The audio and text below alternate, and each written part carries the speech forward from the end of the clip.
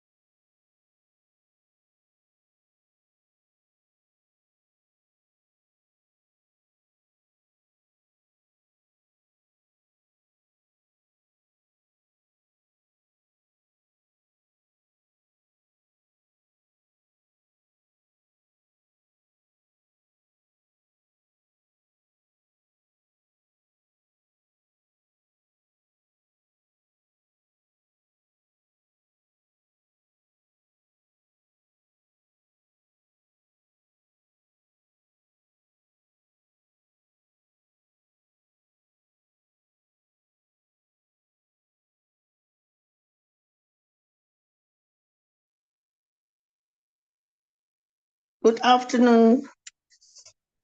Good Honorable afternoon, members. Honorable Moss. Good afternoon. Good afternoon, honorable members.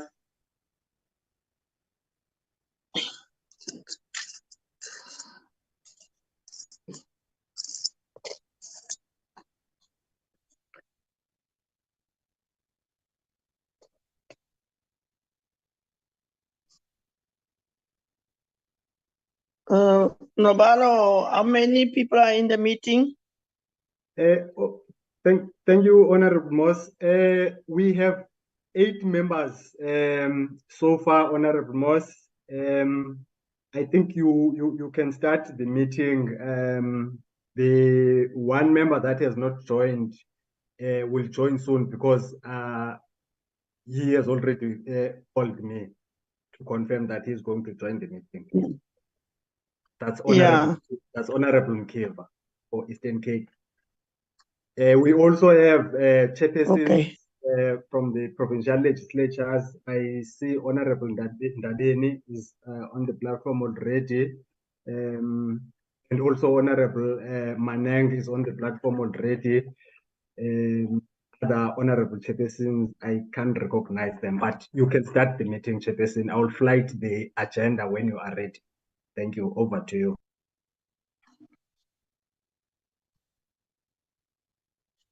I think we must start, as you said.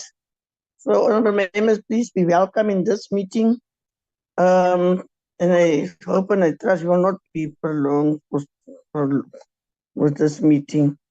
Yeah, but please be welcome in this meeting. And I think the meeting is open. Secretary, I think you flight the agenda. The agenda is opening and welcoming. Apologies, consideration of the draft minutes of the 16th or 17th of November. Then the tabling of the consideration of the negotiating mandates and on the division of revenue amendment bill. And then also there's point 5 response to the negotiating mandates by the National Treasury, and 6 point is deliberation of that, and then is the closer. So, Secretary, can we get in the apologies for this meeting?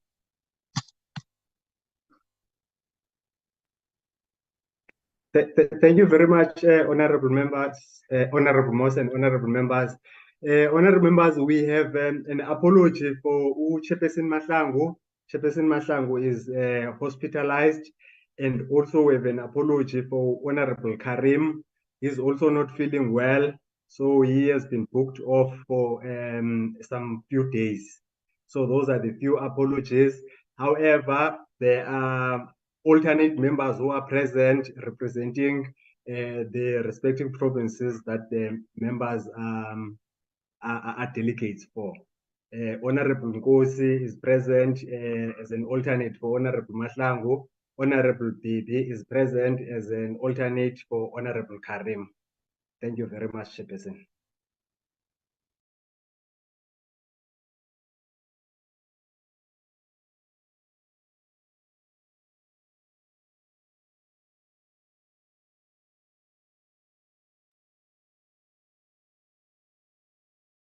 I've handed back over to you, Honorable Moss. Bala, what is the next point on the agenda? The next point, Honorable Moss, is consideration of draft minutes of the 16th and 17th. So I will flight the minutes of the 16th for consideration by members. Thank you. Yeah. You can flight it.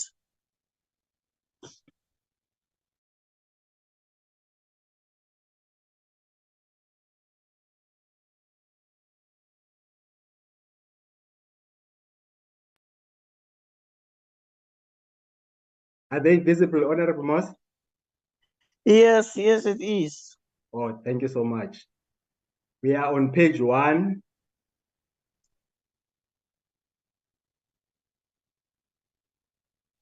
Page 2.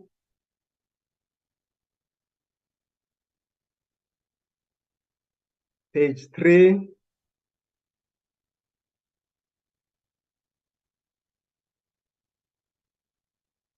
Page 4.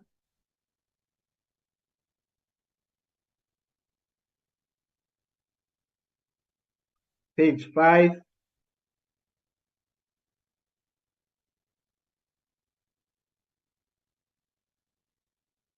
Page 6.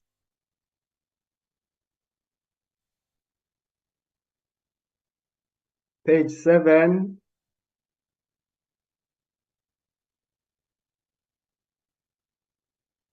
Page 8.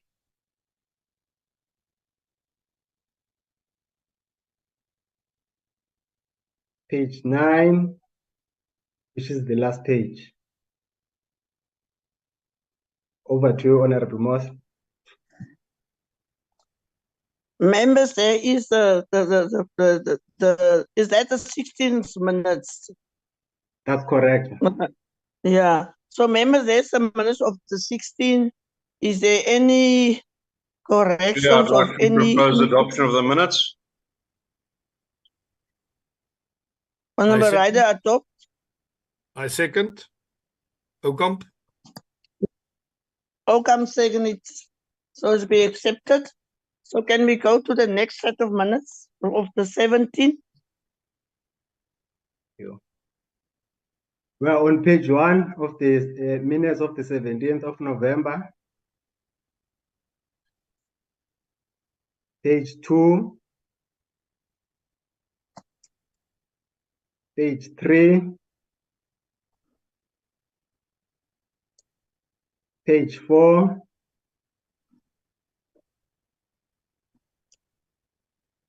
Page 5.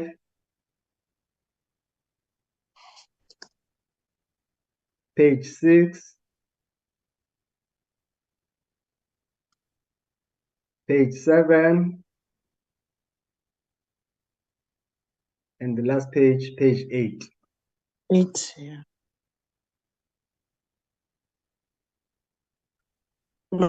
Members, there is the minutes. Is there any adoption for the minutes?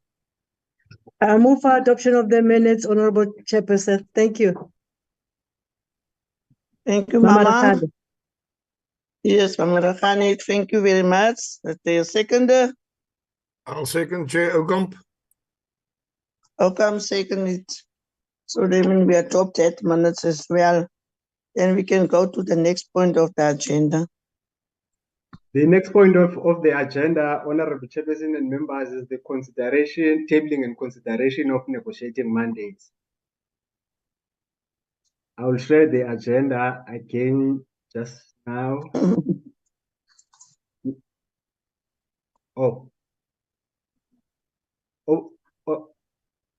Honorable Moss, Yes. Honorable Ryder's hand is up.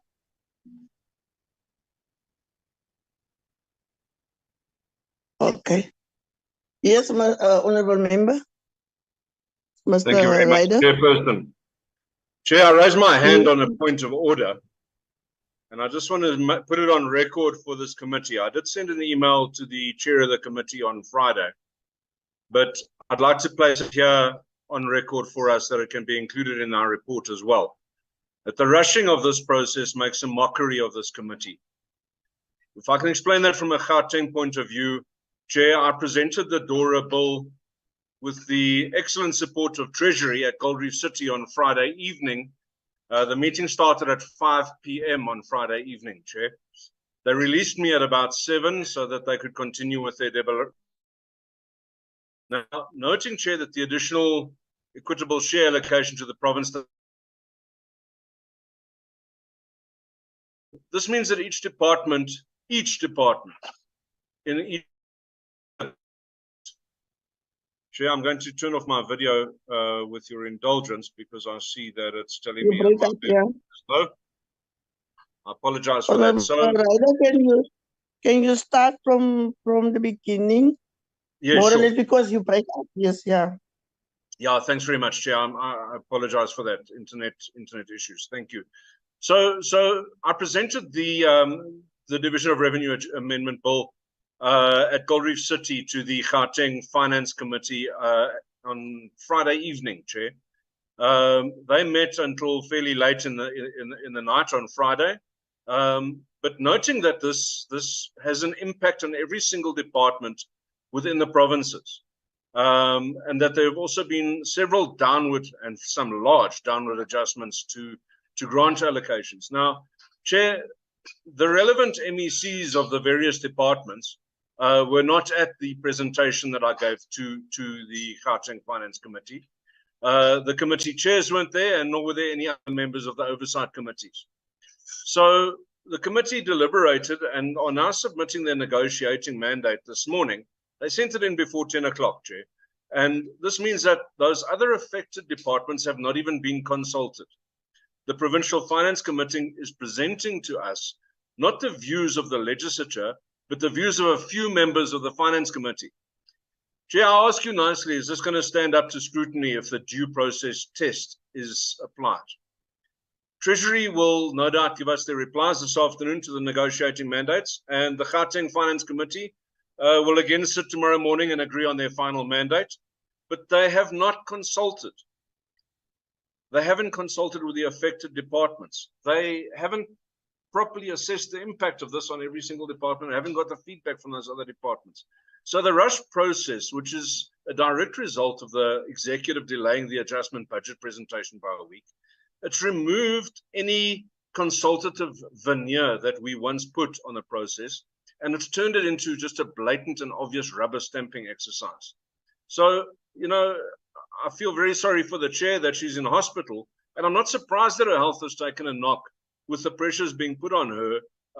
You know, we've got both of our chairs ill at the moment because they're getting undue pressure placed on them to push bills through at a rapid rate where there's not sufficient opportunity for collaboration, for consultation, and for due process to take its course. Now, Chair, you've been dumped in the seat today, and I have great sympathy for you, because now you're going to be overseeing a process that is nothing more than a rubber stamp.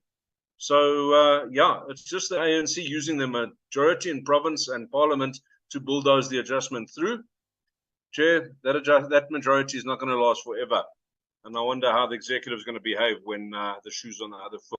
Chair, I must voice my objection to the process. Thank you.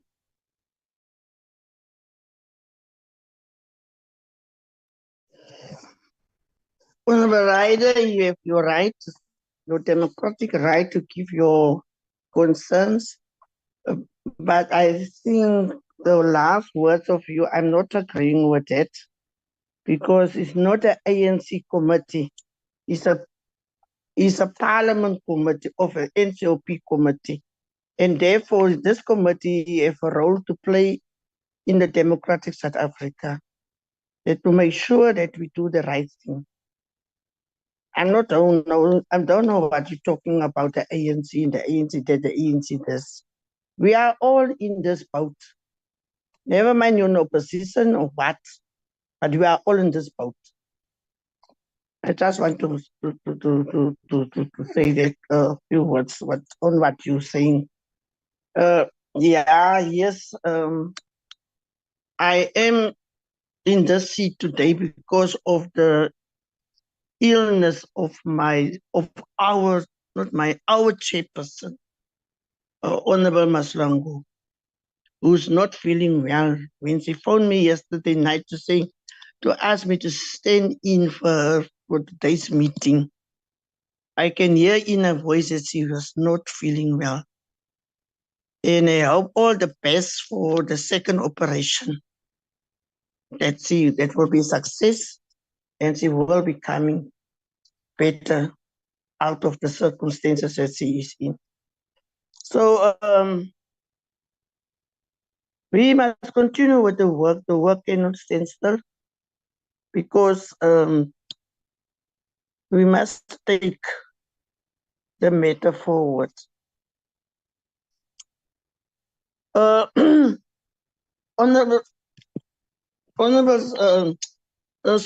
Secretary, can you take us through this tabling of in the consideration of the negotiating mandates on the division of the revenue amendment bill? Okay, thank you very much, Honorable Moss. I am going to flight the Eastern Cape negotiating mandate. Honorable Mkiva is going to guide me because there is also a report of the committee. So he's going to guide me which one he wants to start with first. Thank you. Titi. Robala? Come again, Honorable Moss. No, I'm saying, did he advise you how will he do it? No, not yet. I was still expecting him to maybe open his mic and give directions towards myself as to how we're going to move forward. Honorable Chair, Honorable Ndabe, Eastern Cape. Yes, honorable member. Yeah, thank you very much. Whilst Honorable Mkiva is logging in, let me greet you, Honorable Moss, and greet all honorable members in the meeting. Just to give and also greetings to our officials that are part of the meeting and all stakeholders. Just to give to assist the meeting moving forward, we have presented the two sets of report. The one that will be tabled is a negotiating mandate as flighted into our screens now. What is going to be presented? The report is a support document to the mandate to show that indeed the Eastern Cape Portfolio Committee on Finance and Provincial Expenditure has discussed the bill and has consulted and produced a report. But also above that, there's a summary of what is contained as a negotiating mandate, which Honorable Mkiva is going to present into the meeting on behalf of the province as a permanent delegate from Eastern Cape. I just wanted to clarify that point. Thanks very much. You're welcome.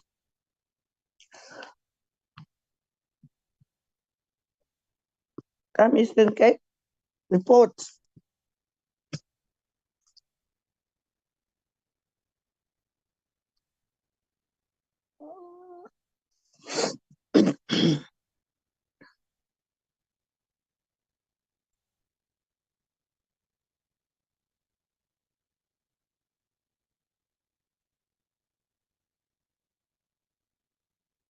I'm waiting. Where is the person?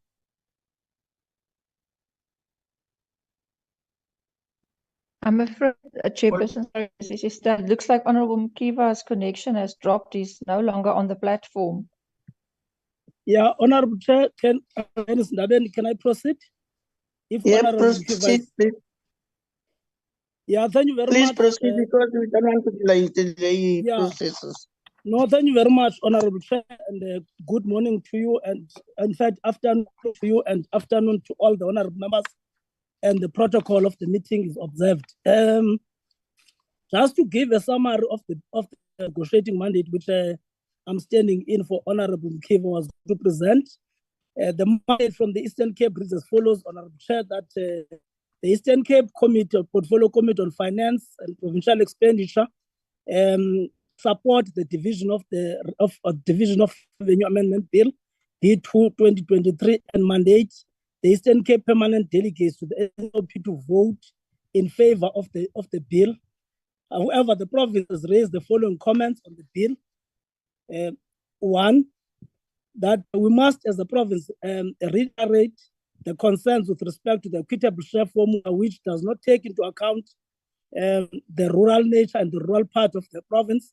Secondly, the absence of the equitable share formula amongst the three spheres of government that is still concerning to us as the Eastern Cape province.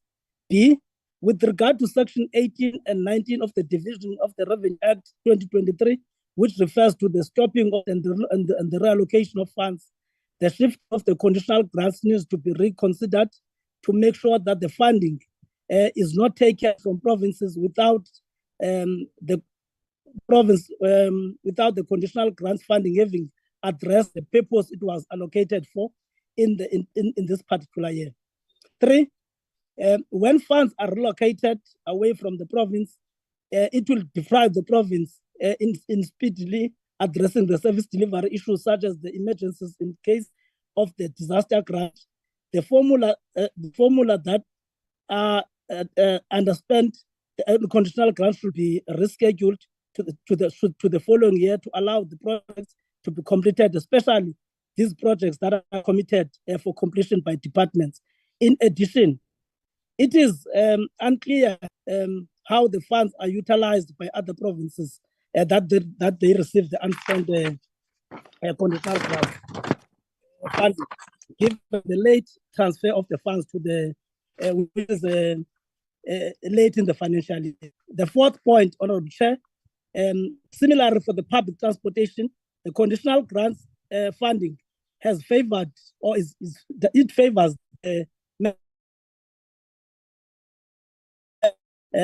transport system, the BRT. The National Treasurer should review the grant funding model and consider, especially in the context of the Eastern Cape, local municipalities and districts, as there's an increasing demand for public transport in these municipalities. The fifth point that we raised as the Eastern Cape Committee regarding the unspent conditional grants for local government levels, in particular the municipal infrastructure grant. It is recommended that the fund should be transferred and redirected within the district where the money was allocated, if it's taken from local municipality, whereby the current expenditure in line with the projected or planned service delivery. The sixth point, which is the last point, the reduction of the municipal infrastructure grant, the MIG, that run by 244 million, is affecting all the municipalities in provinces except metros. Though we understand that the fiscal consolidation being the main reason, it should be noted that the Eastern Cape is one of the poorest provinces. I guess even other provinces that are poor, similar to Eastern Cape, is one of the poorest provinces in South Africa and requires funding to address the service delivery. Those are the concerns in summary, Honorable Chair, that we raised as the Eastern Cape province.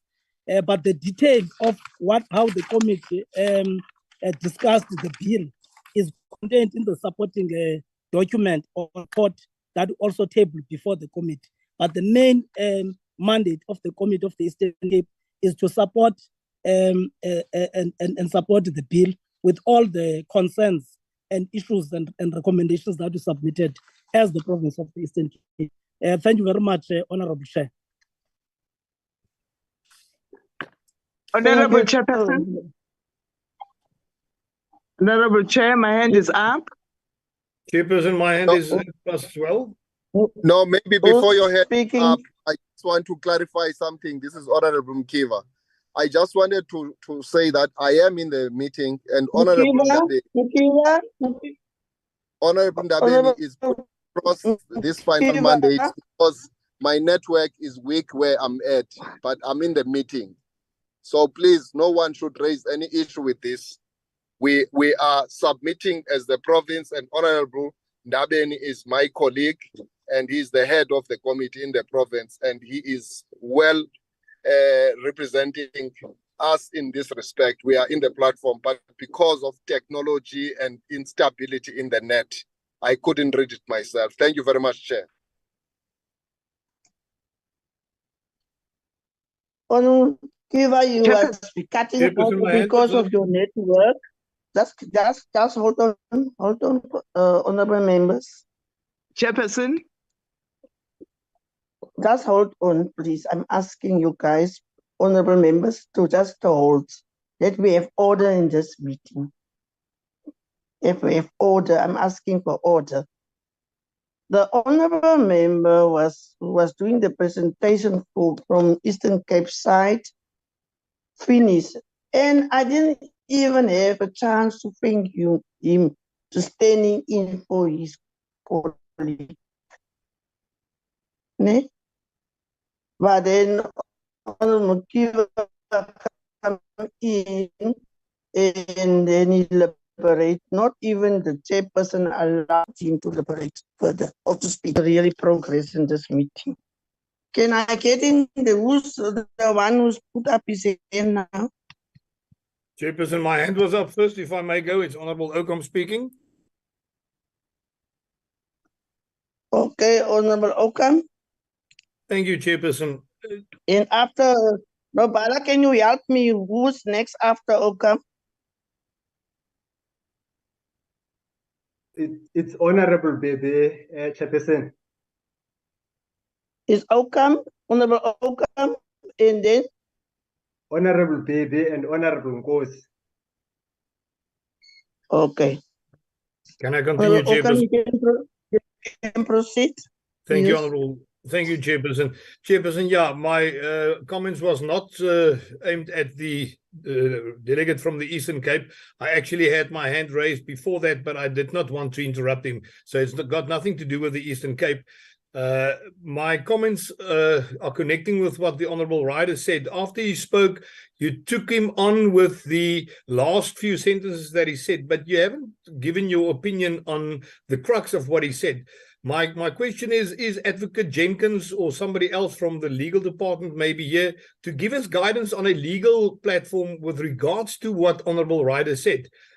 Surely what happened in certain provinces might have an effect on the validity of what we are doing here. And it is a shame that the rush process has again been stamped through and that we are just a rubber stamp, because that is exactly what we are.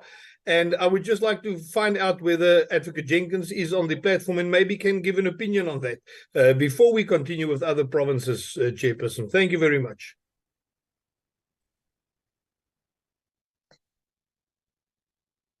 I take note. I will go to Honorable Bibi. Thank you, Chairperson. Thanks for the opportunity. Chairperson, according to our agenda that we have, it says that the point that we are in now is for the provinces to deal with mandates, not any other business. So as far as I understand, I thought, correct me if I'm wrong, Chairperson, that we are going to read the mandate and then that particular province votes. Because already with reports and many other things are being discussed in the committee. But now these are the mandates, Chairpersons, from the provinces, of which I thought we were just going to go straight to the mandates and then we vote. Yeah, thank you, Chairperson. Really, I just need clarity on that, because according to the agenda, it says now we are in the point of mandates. Thank you very much, Chairperson.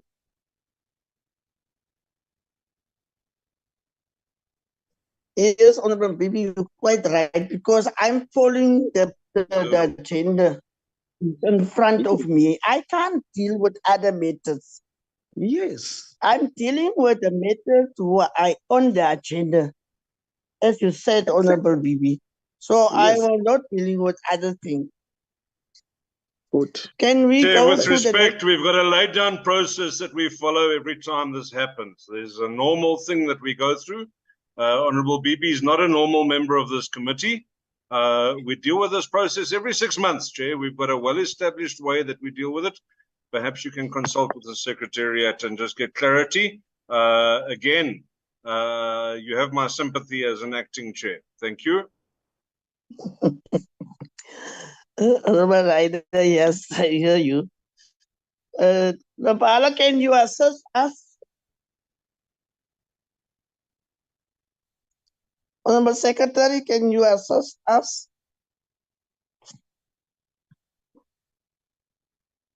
Thank you, Chairperson. Chairperson, I am aware of what Honorable Rider is raising. I tried to explain it administratively in terms of why the program of the committee is congested right now when we are dealing with this bill.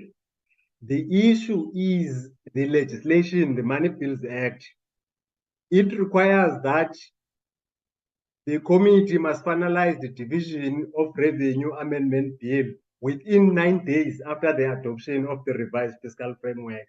So when we design the consolidated program, we design it being influenced by the date and also the legislation, in this case, the Money Bills Act. So I'm not sure if I'm going to be of any assistance to the committee except to indicate that, Chairperson.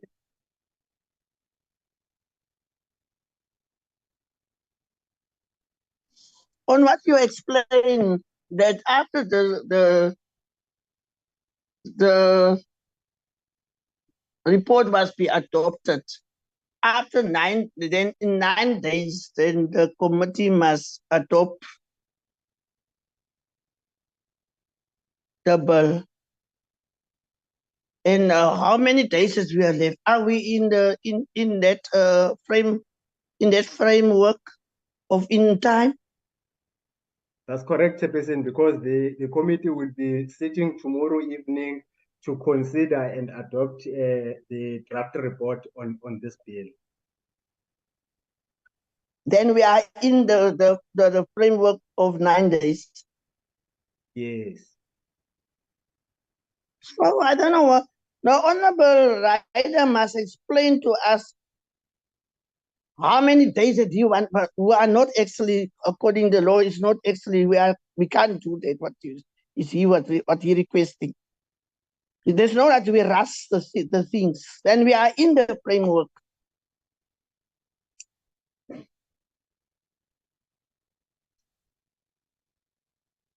Who's next? It's Honorable Nkosi, Chairperson. Can you proceed, Nkosi? Thank you very much, Honorable Chair. Greetings to your good self and all honorable members present in the platform, as well as the support staff. Chair, I think what I'm going to raise is the same thing that was raised by Honorable Baby, but I don't know because Honorable Rider told us or told Baby that she's not a normal member, she's just an alternate. I don't know whether that does mean if you are an alternate, you are not allowed to raise your issues, but it's fine. I just wanted to say the very same thing that she said, because according to the agenda, is talking about the negotiating mandate. I thought that you are going to read the negotiating mandate. The other issues, I don't know whether you have not dealt with them. I don't know, but it's just the chair. I support Honorable Pibi that let's continue with the reading of the negotiating mandate. Thank you.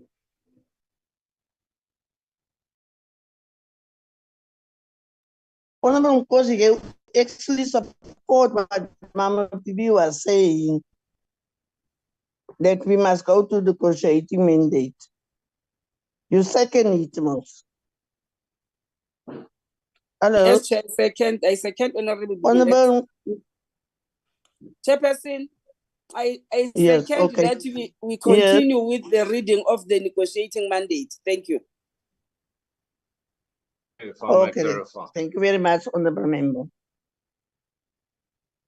Honorable Nombala, can you proceed with that one?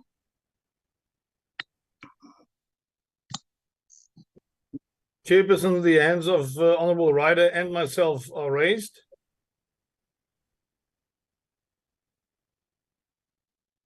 Who's first? Rider or you? Rider was Honorable first. Okam? Chair. Honorable Rider was first. Okay. If Proceed, I can Honorable then go Rider. ahead. Thank you very much, Chair. Yes, Chair, can I just make it very clear? My comments just on what I suggested you refer to the Secretariat was actually not relating to my first point that I raised, which remains a concern, but it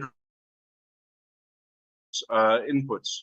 I was not on the basis that she is an alternate member, but I did want to draw the committee's attention to the fact that it has become normal process for us in presenting negotiating mandates, matters from the report that has been submitted by our province. That obviously then assists National Treasury when they respond. So by us drawing highlights out of the report and highlighting certain things that require a response, that gives a logical flow, certainly to any observers and the general public who are watching this meeting, as we are, after all, the People's Parliament. So it helps people to understand the flow of the meeting and to understand what the concerns of their individual legislatures were. So we don't normally just read the mandate. We actually give a very brief overview of the report that is submitted in support of the negotiating mandate that each province has done. This is how this committee has operated for the last 4.5 years. And I would propose that we continue operating as such, and that we now give the Free State province an opportunity to present their negotiating mandate together with any matters that they wish to highlight. Thank you, Chair.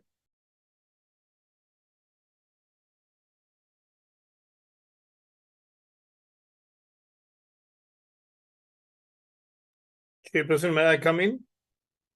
Thank you very much, Mr. Ryder. Honorable Ryder. Honorable Ockham, you can proceed. Thank you, Chairperson. Chairperson, I fully agree with what Honorable Ryder said.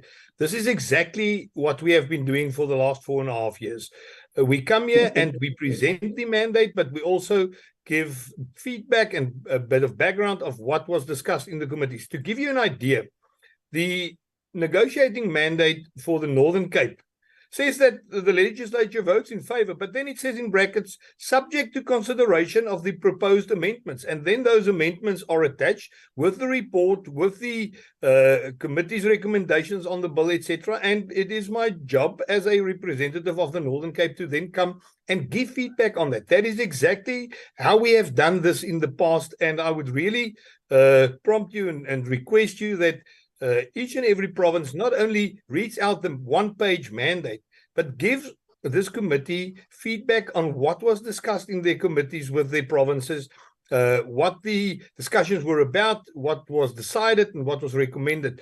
So, as Mr. Ryder said, that National Treasury can take note of that because they must give feedback on this as well. So, please, let's stick with what we've done all the time. I understand that Honorable Bibi might not understand this because she is not a normal member. Mr. Ryder most definitely did not mean that in a looking down. He just said that she does not know how exactly this happened in the past. So please let us stick to how we've done it in the past. Thank you, Chairperson.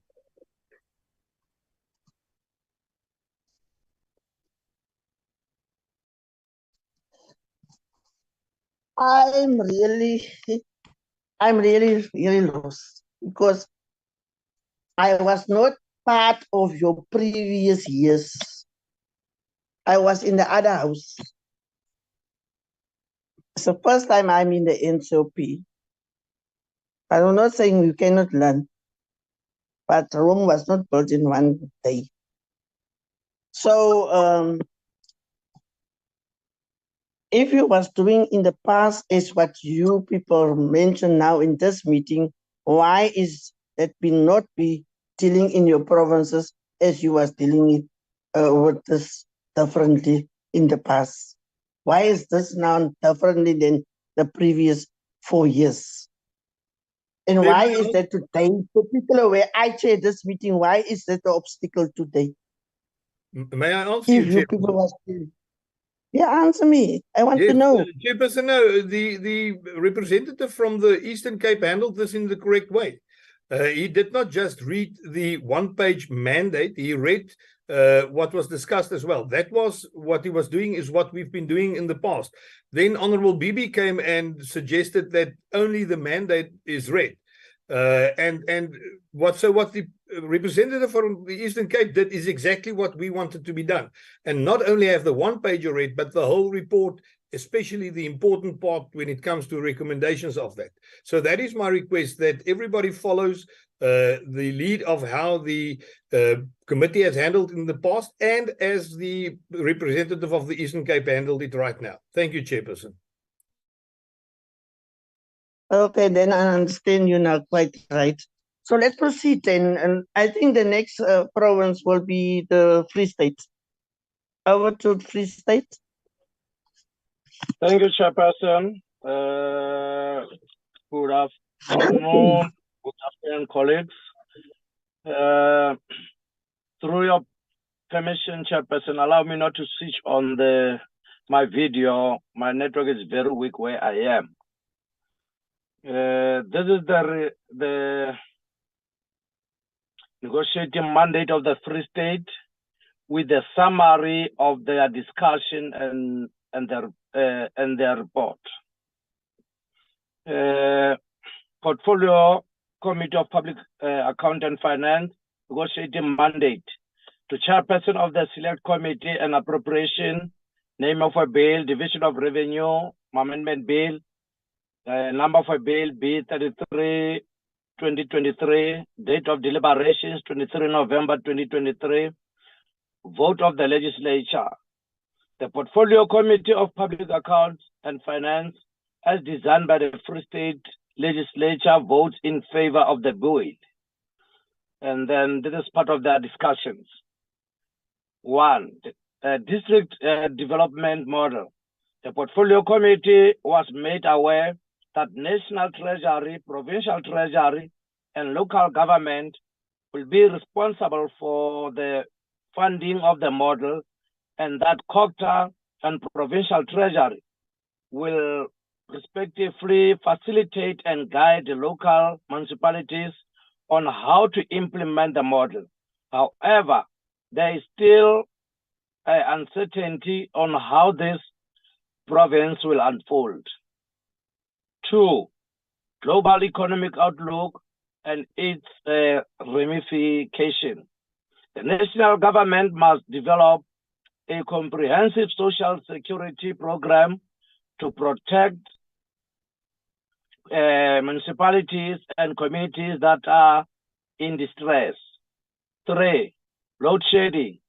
The National Treasury must take into serious consideration the financial impact of power outages and must consider compensating municipalities for unforeseeable costs associated with energy crisis.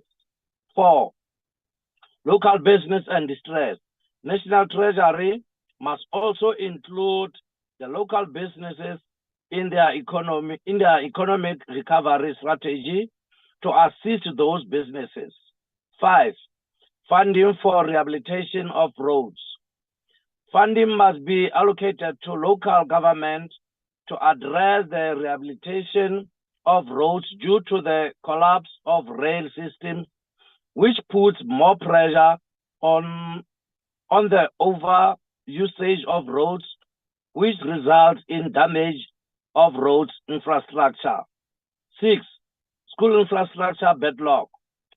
The committee is concerned that under school infrastructure grant, that the Free State Department of Education had been consistently achieving metric results with distinctions, but have not been favorably considered under this grant to address the backlogs within the Free State schools. 7, conditional grant reduction.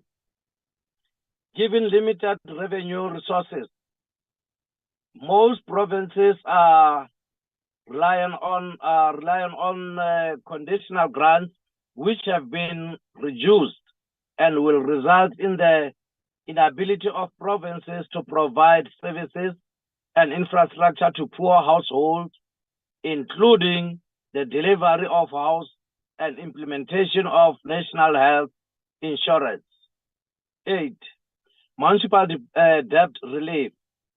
If a municipality fails to comply with the conditions of the debt relief, the National Treasury must take over the electricity license of that municipality, or alternatively, COGTA in collaboration with SALGA should ensure that the credit control system of ESCOM and municipalities are aligned by means of a memorandum of understanding, and that ESCOM must assist municipalities with credit controls through electricity disconnection. The Portfolio Committee votes in favor of the bill. Signed by Honorable V.W. Shabalala, the Chairperson of Portfolio Committee on Public Accounts and Finance, Free State Legislature, on the 27th November 2023. Thank you, Chairperson. Thank you very much. Then the next, sorry. Next chairperson is Gauteng. We received Yes, negotiating mandate together with the report of the portfolio committee. Honorable Writer will guide me which one he wants to start with. Thank you. Let's start with the report, if that's okay, please, Mr. Nodada.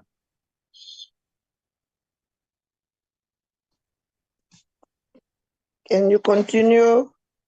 Certainly, Chair. I'll continue so long while he's getting it up. On page page 4 of the submitted report. Unfortunately, Gauteng seems to have caught a similar illness to certain other provinces. And on page 4, they've included as the body of their, under 3.6, they've included in the body of their comments, they've hidden their observations away, although they have had the kindness to highlight them in bold. So if you can scroll slightly down, we'll just have a look at the bold bits at the end of each paragraph. The first one there says that the Portfolio Committee welcomed the additions to partly offset the financial impact of the wage agreement, as such may crowd out service delivery. The next paragraph, they focused on the Lema and Latsema projects grants, which have been reduced, and the Portfolio Committee noted the negative impact that such reductions will have on food security, job creation, and poverty alleviation. The next paragraph relates to the Early Childhood Development Grant. The Portfolio Committee noted that the budget has abandoned its redistributive ethos by reducing the ECD grant earmarked for poor children and therefore compromising education outcomes, which is quite a serious observation. The next paragraph relates to the HIV and AIDS life skill education grant, and the Portfolio Committee wonders if the HIV and AIDS education has reached saturation level, hence the under expenditure on same, resulting in the surrender of funds. The next paragraph relates to the Math, Science and Technology grant and says the Portfolio Committee urges government not to abandon the NDP goals in the face of fiscal consolidation. The next observation relates to the Human Settlements Development Grant and the Informal Settlements, I think it's Upgrade Grant.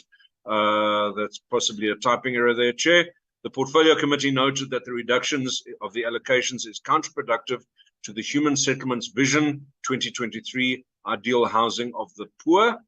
Scrolling a little further down, we move to the EPWP.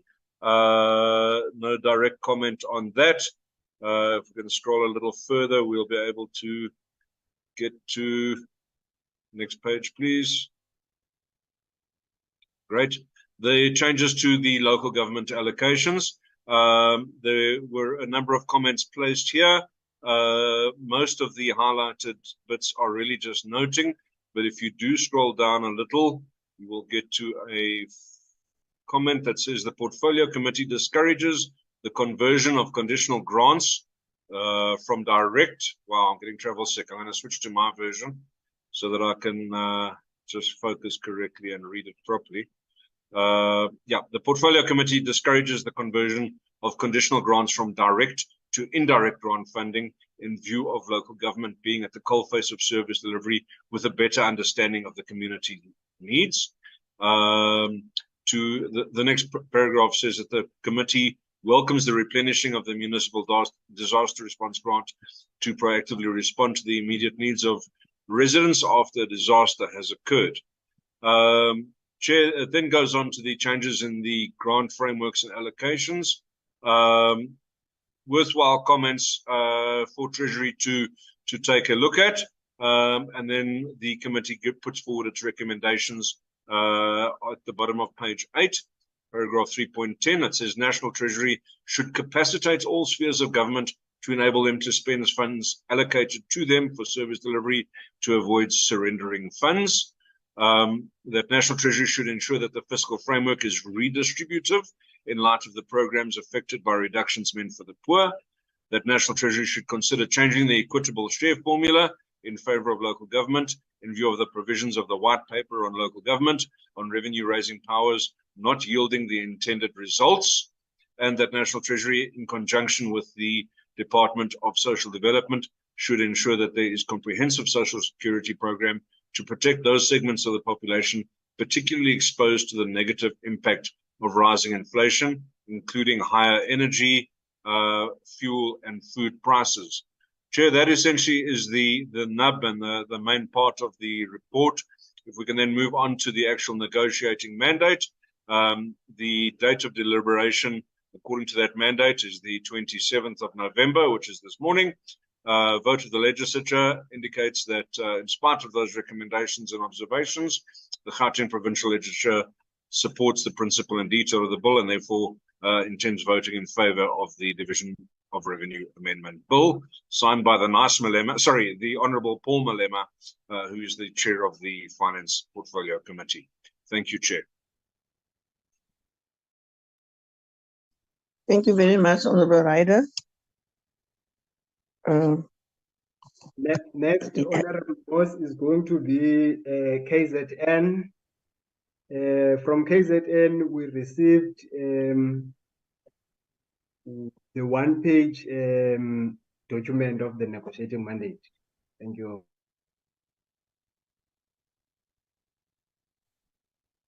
KZN, proceed. Okay, thanks, Chairperson. I would like Lubabalo to read it for me, please. Thank you.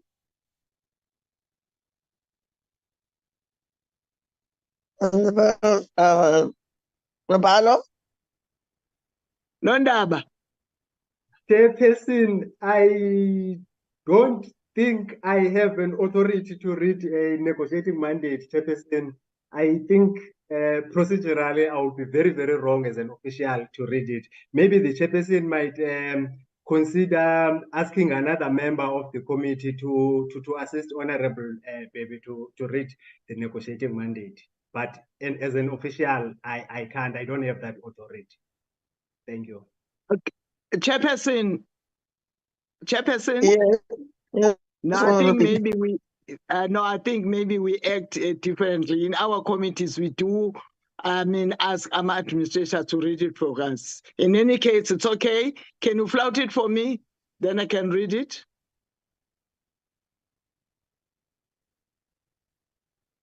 It is on the screen, Honourable Baby. Honourable members, is it visible? Yes, I can see it. Okay. Let me the negotiating mandate from the KZN to Honourable TG Mahlangu MP, Chairperson of the Select Committee on the Appropriate. Name of the bill, Division Revenue Amendment Bill. Number of bills B33, 2023. Date of deliberations, it was on the 24th November, 2023.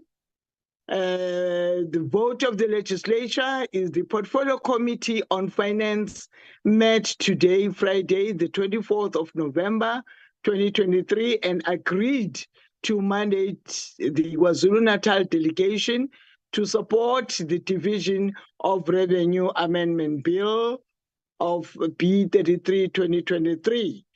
And it was signed on the 24th of November, 2023 by Honourable TV Ulu, the Chairperson Portfolio Committee on Finance. Thank you, Chairperson.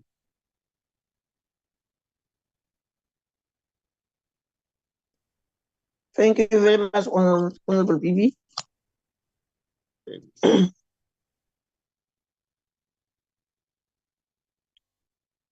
Can I get in now another province,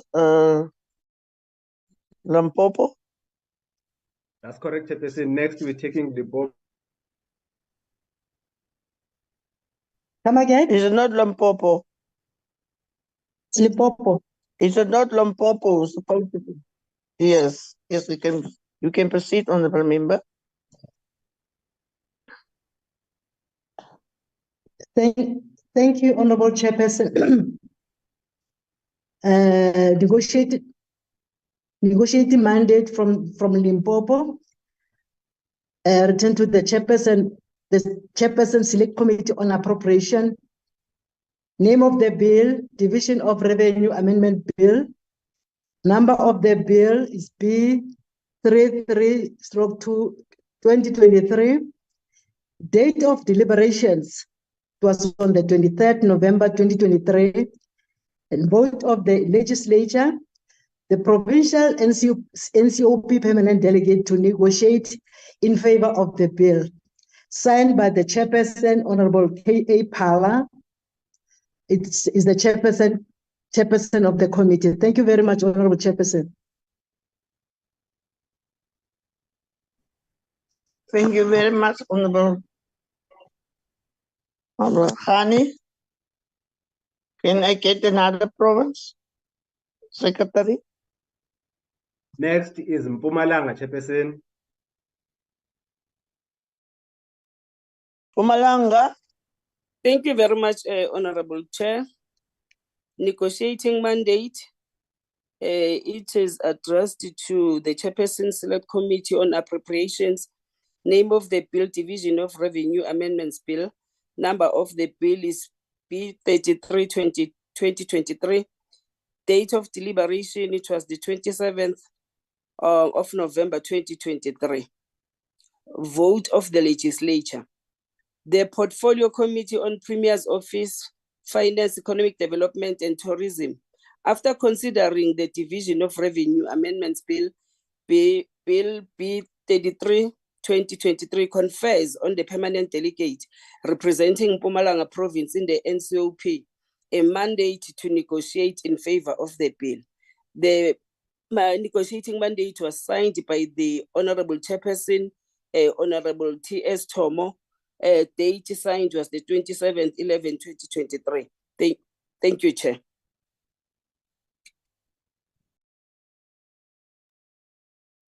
Thank you very much, Honorable Nkosi. Thank you, Chairperson. Yes. Next, we are going to take Northern Cape. From Northern Cape, we received the negotiating mandate. There is also a report of the Portfolio Committee which was attached. Honorable Ocamp will guide me which one he wants to start with. Thank you, Chairperson. Thank you, Mr. Lubabalo. Lubabalo, yes, we can start with the negotiations on the second one then.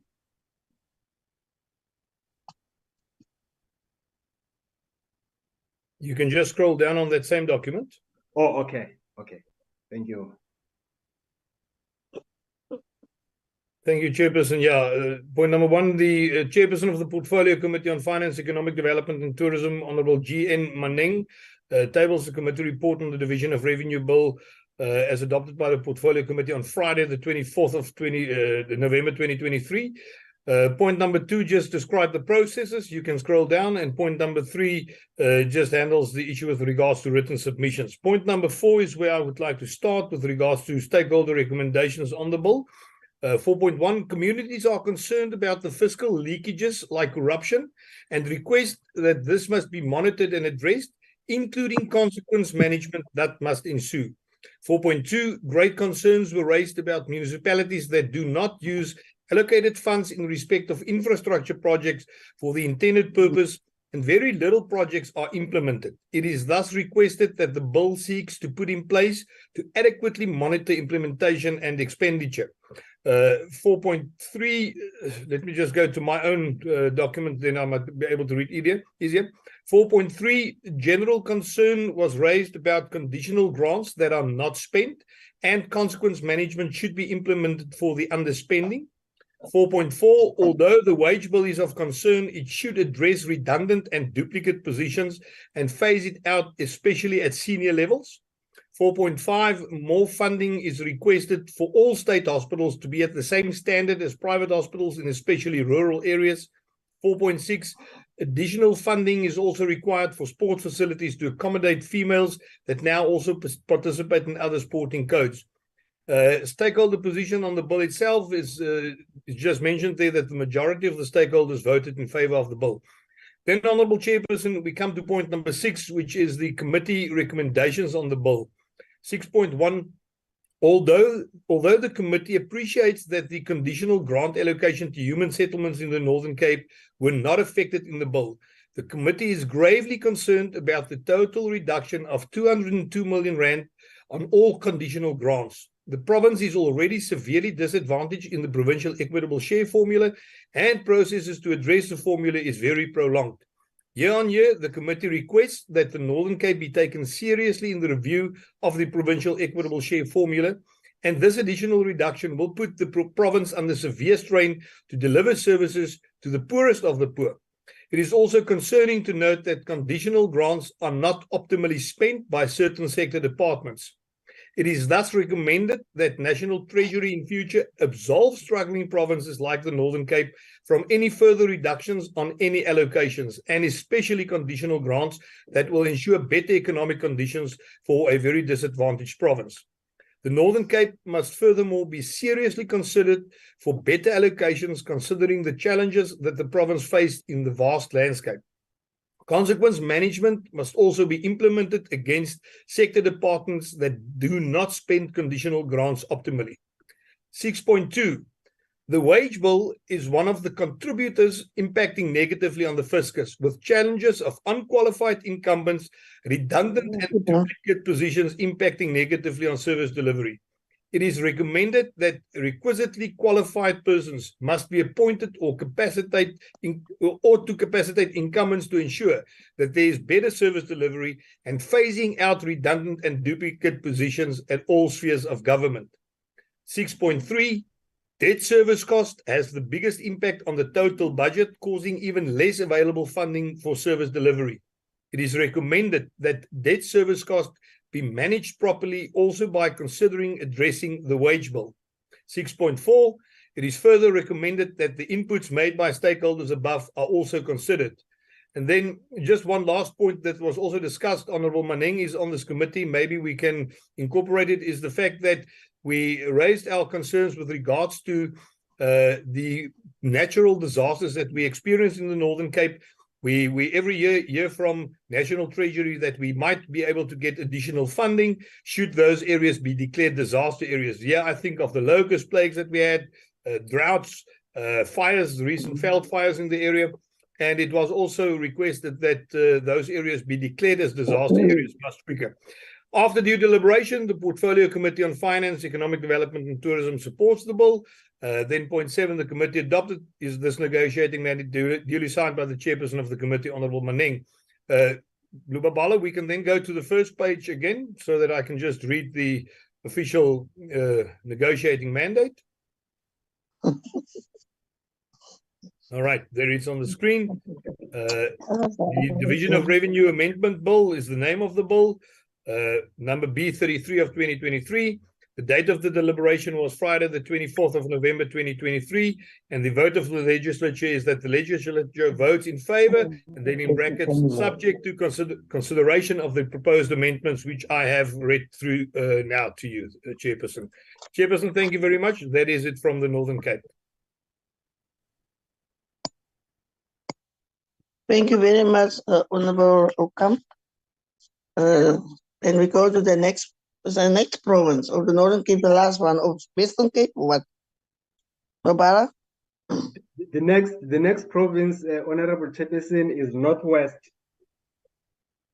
Oh, Northwest. Yes. Thank you, Honorable Chair. This is Honorable Latoy speaking. Lubabalu, if I may, we can start with the negotiating mandate and then just end with the proposed amendments. This addressed to Honorable Mutlangu on the Division of Revenue Amendment Bill B3 2023. The vote of the legislature, the Portfolio Committee on the Premier, Finance, Cooperative Governance, Human Settlements and Traditional Affairs votes in favor of the bill with the proposed amendments. It was signed by the Honorable Mutswana on the 7th of November 2023. And then very important, the proposed amendments. Number 1 is the prioritization of basic services, water and electricity, and all block projects. 2, proposed retainment of funds for upgrading and improvement of school infrastructure and amenities. And 3, the prioritization of all farms that were affected by veld fires within the province. That's also signed by the Honorable Mutswana. Thank you, Chair. Thank you, Lubabala.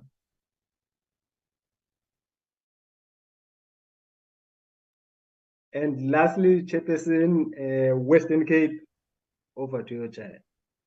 Thank you so much, Secretary. I just want to say something. You know, it's so funny that honorable members does not say specific which farms or which areas is the disaster areas in the province. So the Treasury, National Treasury can specific know which areas in your province is the disaster or the risk areas in your province. Can you come to the Western Cape? Okay.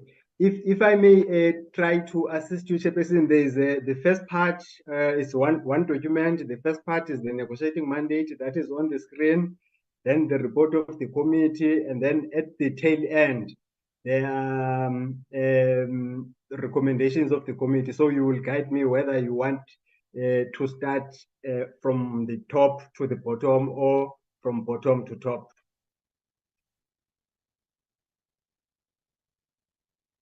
Must I read it, Nobara?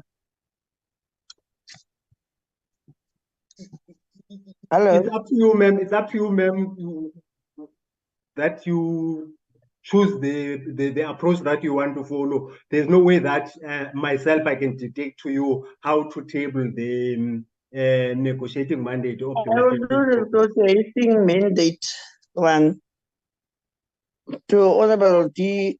Mslangu, Chairperson of the Select Committee on Preparation, name of the Pearl Division of Revenue Pearl. The number of the Pearl is P33/2023. The date of the liberation is the 24th of November 2023. The vote of the legislation, the budget committee reports that if confers on the Western Cape permanent delegate in the NCOP, the authority do not support the bill with recommendations for amendment to the Division of Revenue Amendment Bill B33/2023 by the NCOP. The reason for non-support are in the report attached, page 1 of 23, of 25. Yeah.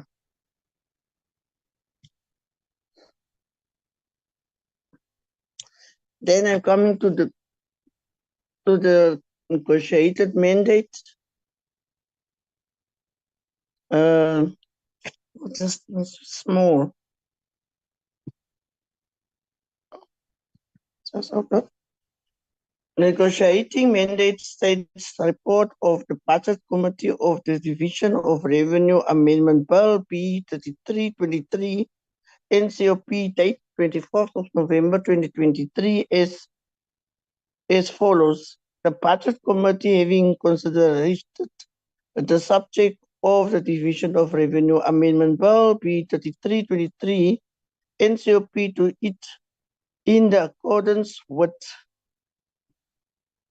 Standing Rule 217, confers on the Western Cape delegation in the NCOP the authority to not support the bill with recommendations included. The reason for the committee not supporting the bill is summarized as follows. Introduction and overview. Apologies, Honorable Moss. Apologies for interrupting you. I think it will be unfair to allow you to read this report, all of it. It's 25 pages long. Maybe what you can do, you can just refer to the recommendations at the bottom of the page. Yeah, maybe that's the best, because even the recommendations, they are not few. There's a number of them. I don't think it will work. It will be unfair for you to read it. Yeah, I think it's better. I suppose to Secretary, it's better when I'm doing the recommendations of the report.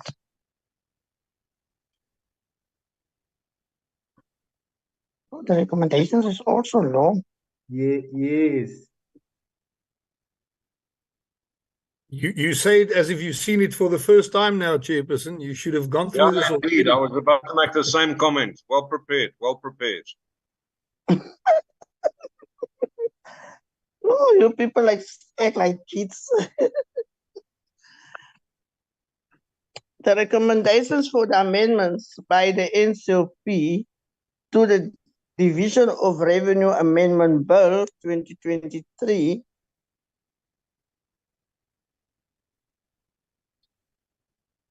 is it the need to read all these things?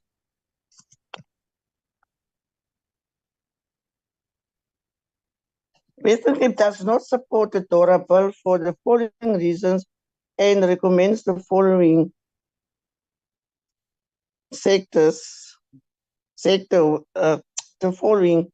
The 1.7 billion increase in the Western Cape Provincial Equal Shares allocation is not sufficient.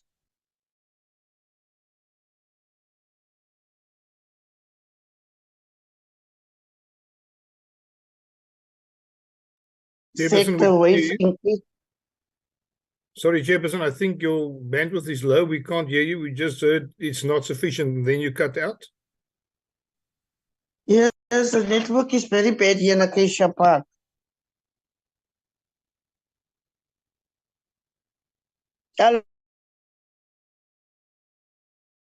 Could I assist you in reading it out on your behalf, Chairperson? No, the Western Cape can do it for itself. Thank you, Chairperson. But the Western Cape representative does not have bandwidth. I mean the acting chairperson. No, okay, then you can try.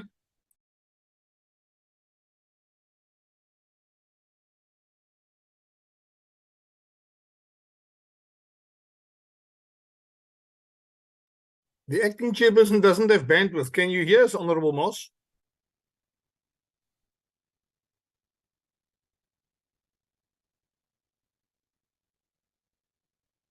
Lubabalo, can you assist us here? It seems to me that Honorable Moss has been cut out of the committee now. Okay. Honorable members, in light of the fact that Honorable Moss has got a network challenge, my advice is maybe the committee might agree, or herself, if she comes back, just refer to the recommendation made and not read them one by one in case we lose him. Because once we lose him as the chairperson, maybe we might experience some challenges going forward in this meeting. Because these recommendations, these negotiating mandates have been forwarded to National Treasury. They will respond to them officially. I don't know. I think that will assist the committee moving forward.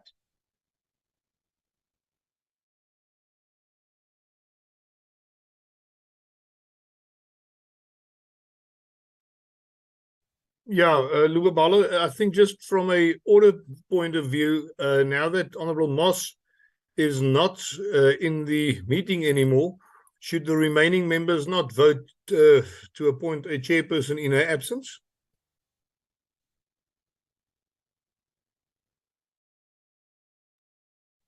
Because I surely think that is what's supposed to do now. Hello? We need to have a chairperson for this committee meeting.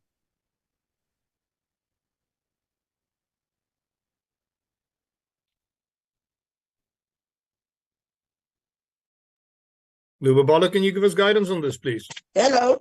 I am trying to get hold of Honorable Moss, Honorable Okamp. May I please just have a few seconds? She's back. She's back. I see Honorable Moss is back, Lubabalo. She's back. She's back, El Babalo. Yeah, She's on the here. platform. Okay.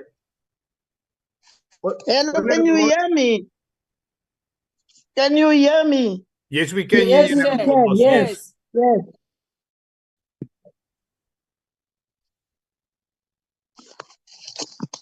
Lubabalo, maybe just scroll back to point 1, then she can continue.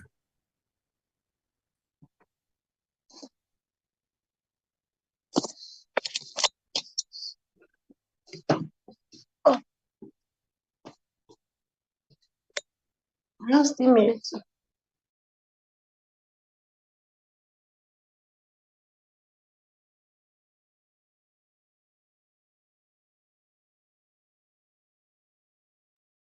Honorable Moss, Honorable Moss. Honorable Okamp here. Honorable Moss. This is Honorable Etoy, Honorable Moss. Can you hear us? I can hear. Okay, Round Honorable Moss, you are keeping the meeting. Can you maze. please proceed?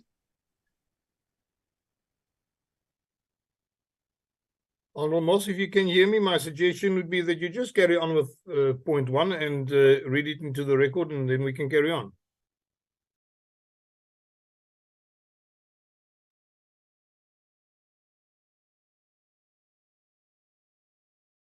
Honorable members, Lubabalo, it's Mr. Lomo this side. Ne?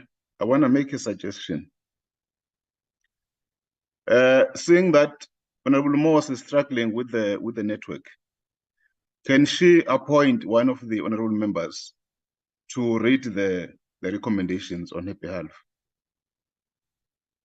And maybe we can also suggest that the member appointed can only read the highlighted part, the bold part of the recommendation. Because I think those are the critical areas that the province wanted to highlight, not to read the entire thing. Thank you very much. Lubabalo, I would support that, but I would support that the whole thing is read as it said there. It's not only the highlighted portions, it is the whole of the recommendations that needs to be read in. But I support the fact that she can maybe request somebody else to read it on their behalf.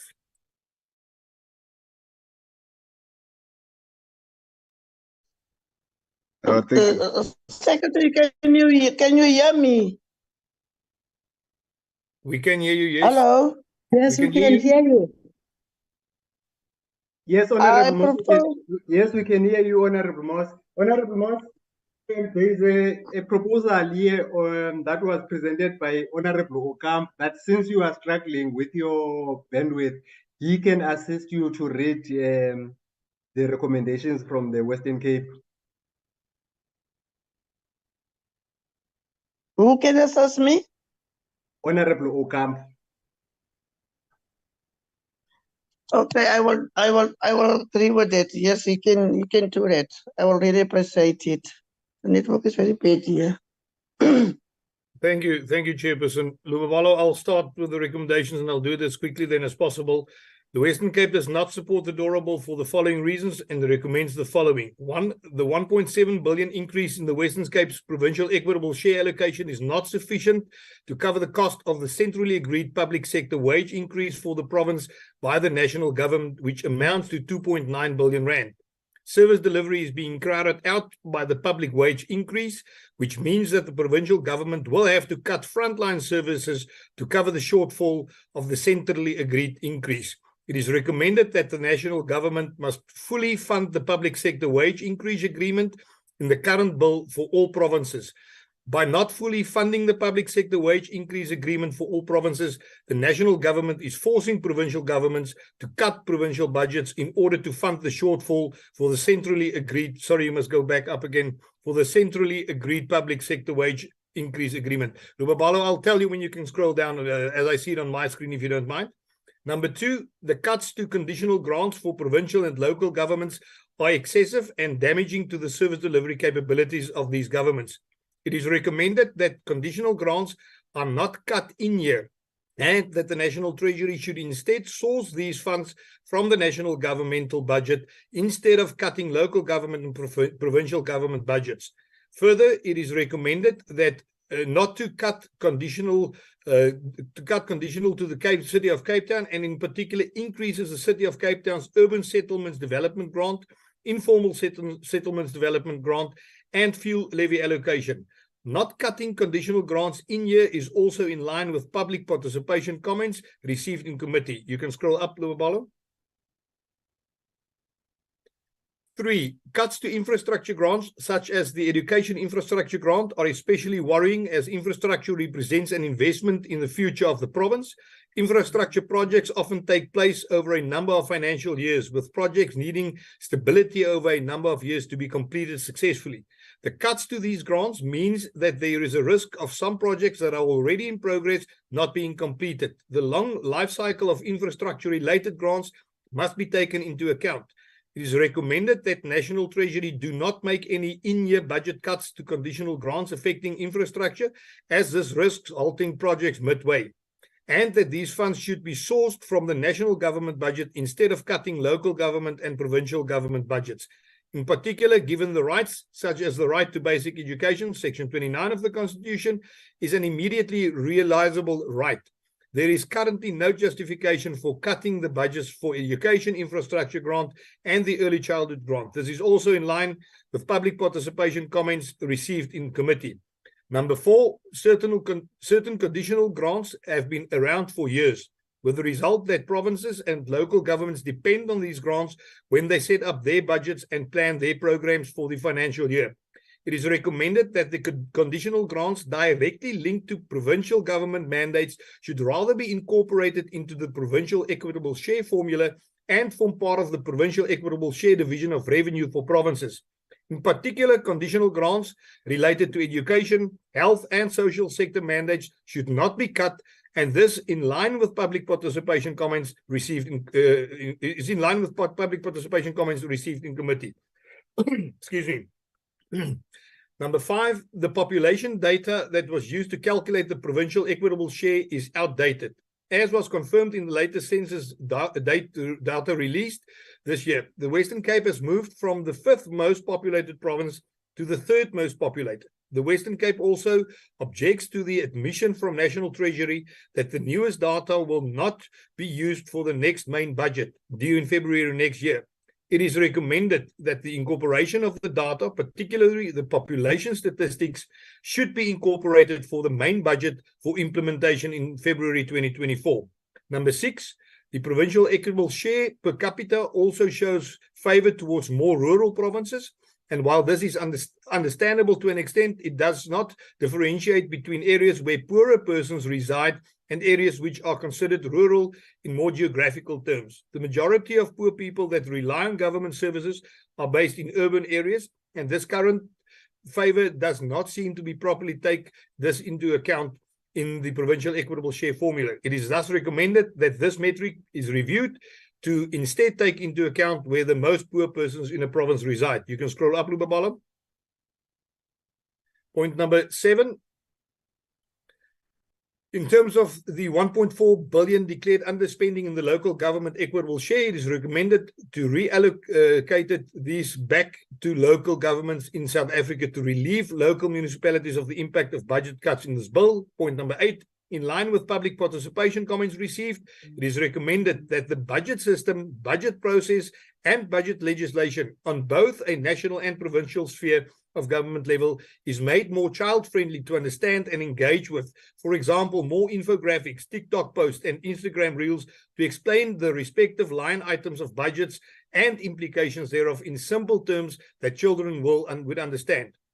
Number 9, in line with public participation comments received, it is recommended that National Treasury includes experts in respective sectors to comment on the human rights legal impact of cutting respective conditional grants. You can scroll down, Lubabala.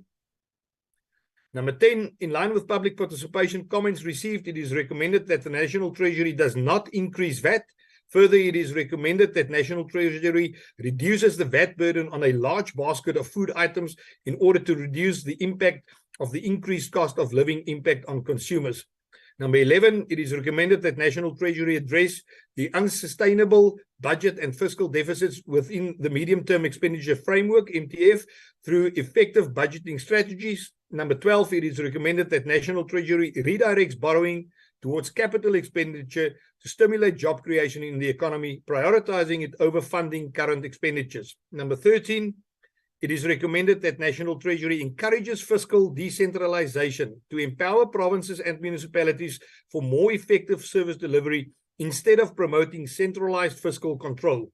Number 14, it is recommended that the national government manage the energy crisis effectively at the national level to alleviate budget pressures on provinces and municipalities, allowing them to focus on essential services without seeking alternative funding sources. Number 15, it is recommended that the national government allow regional autonomy in wage negotiations to prevent disagreements like the Western Cape stance on above-inflation wage agreements, ensuring accountability for decisions made at regional levels.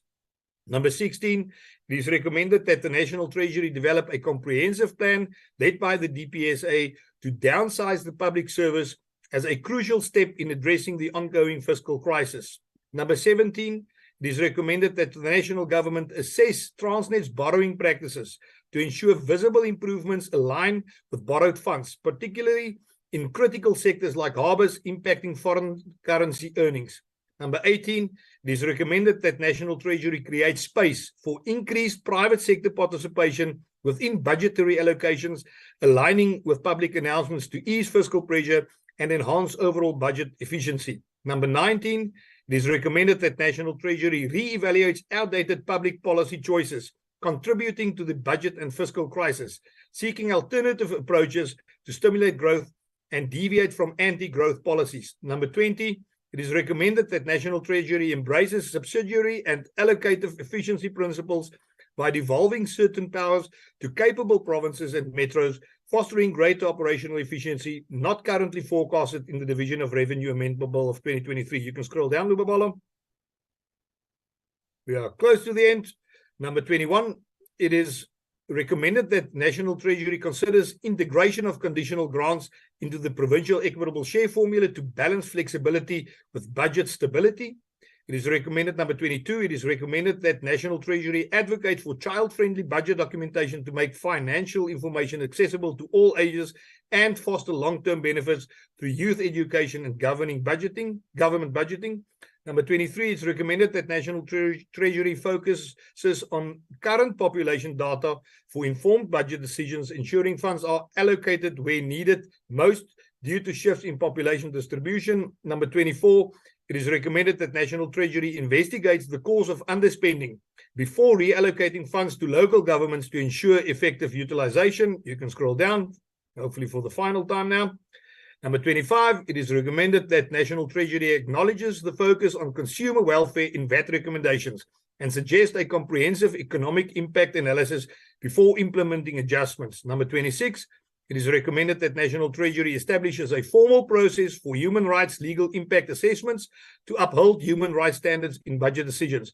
For these reasons, Western Cape does not support the Division of Revenue Amendment Bill 2023 in its current form, and there was a minority view. In terms of Standing Rule 90, the African National Congress and Al-Jamaa expressed its minority view to support the bill. This was signed by Advocate D. Bartman, Chairperson of the Budget Committee, and it's dated the 24th of November 2023. Thank you, Chair. That was a mouthful.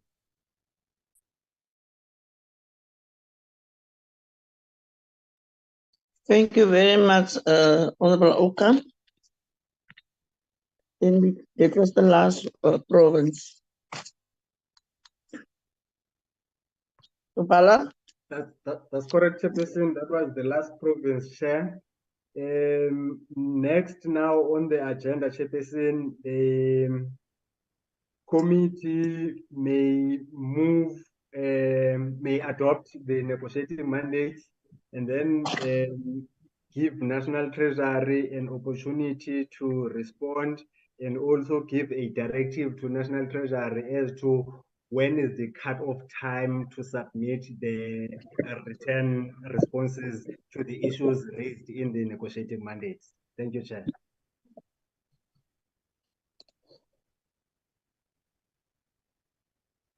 Members, there is the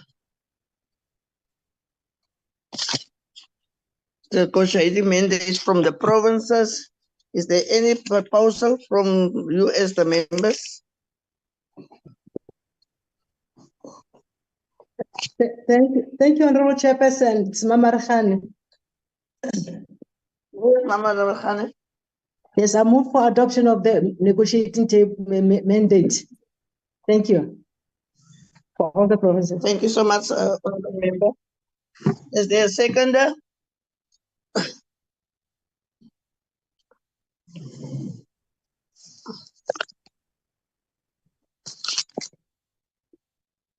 Is there a seconder?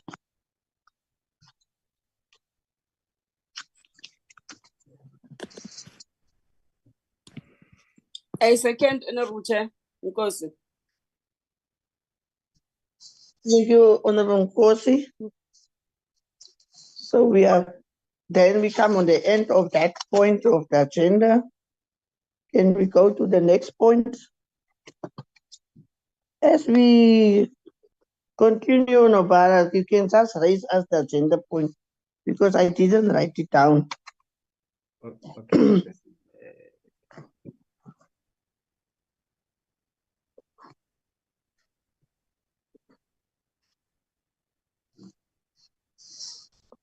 Can I asking the National Treasury to respond to the negotiating mandates.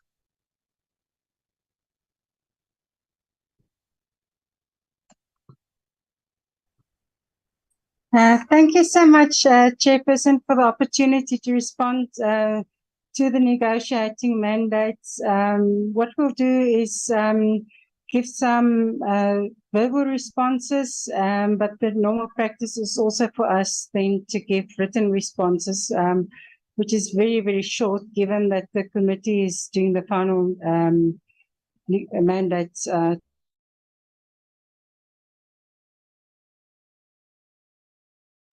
Yeah, so Treasury agrees with me.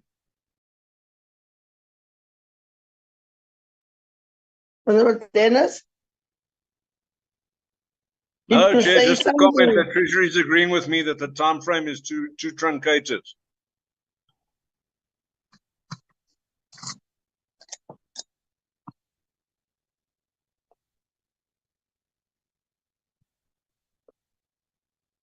We are all under pressure.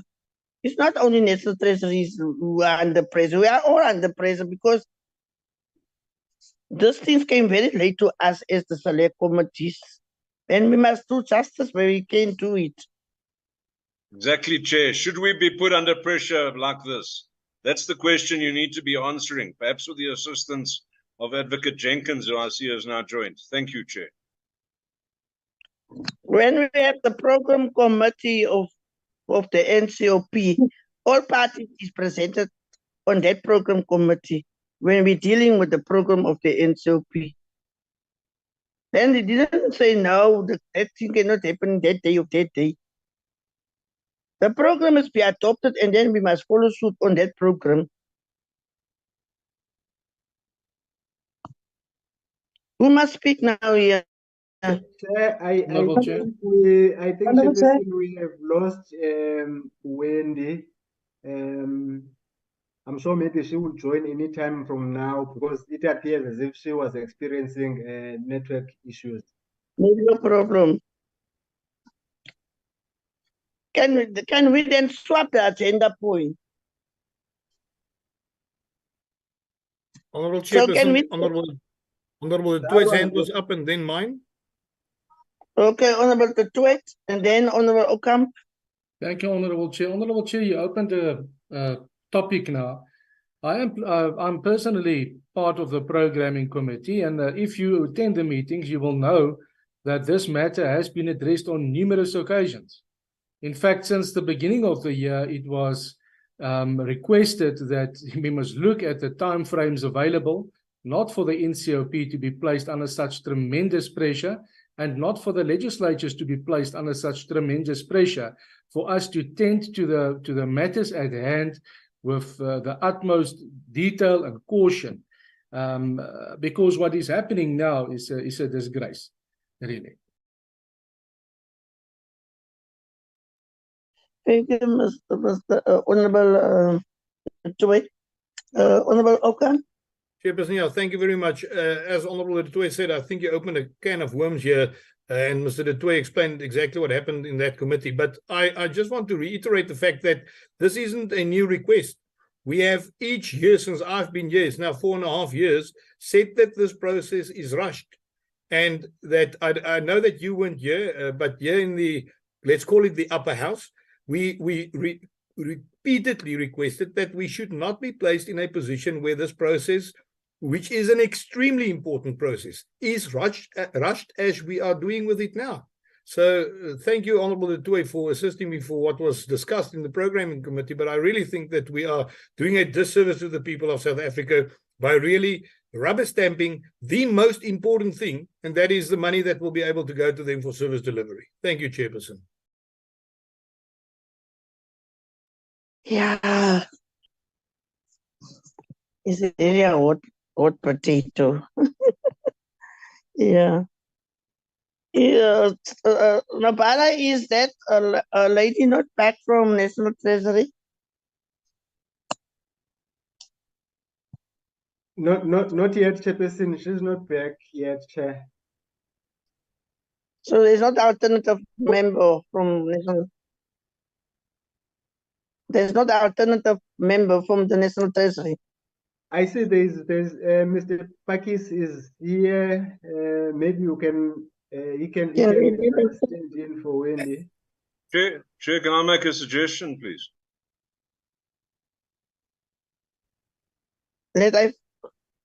Can we not first dealing with the matter of National Treasury? If alternative member can respond, Mr. Honorable Rider.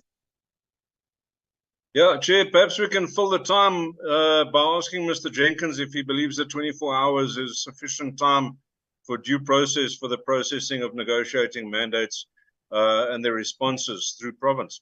Perhaps from a legal point of view, he can fill us in. You know, we have in the past made reference to Mr. Jenkins while he's been on the platform, Advocate Jenkins. Perhaps it's a suitable interlude while we wait for Treasury to get themselves in order. My question was, is there not a member from National Treasury in this house who can respond on the issue of the negotiating mandate of the provinces? Honorable, can you come in, SC? Hello? Yes, I'm here, Chair. I can come in Wendy's absence. Yes, please. The verbal, the input. Yeah, please. Yes, Okay. please proceed. No, thanks, Honorable Chair, and good afternoon to the honorable members. So there's quite a number of issues that have obviously been raised, which we'll try to address adequately when we provide the 10 responses. But I think I'm just going to sum up in terms of the four major. Sorry, ma'am. Sorry to interrupt you. I'm very sorry for that. If it is possible to be transparent and productively on the issue of the responding from National Treasury, if you can maybe start from Eastern Cape, Free State, Gauteng, mostly of those provinces, Eastern Cape, Free State, and Gauteng, they was raising a lot of things, and also the Northern Cape and Northwest, and they was also raising a lot of things.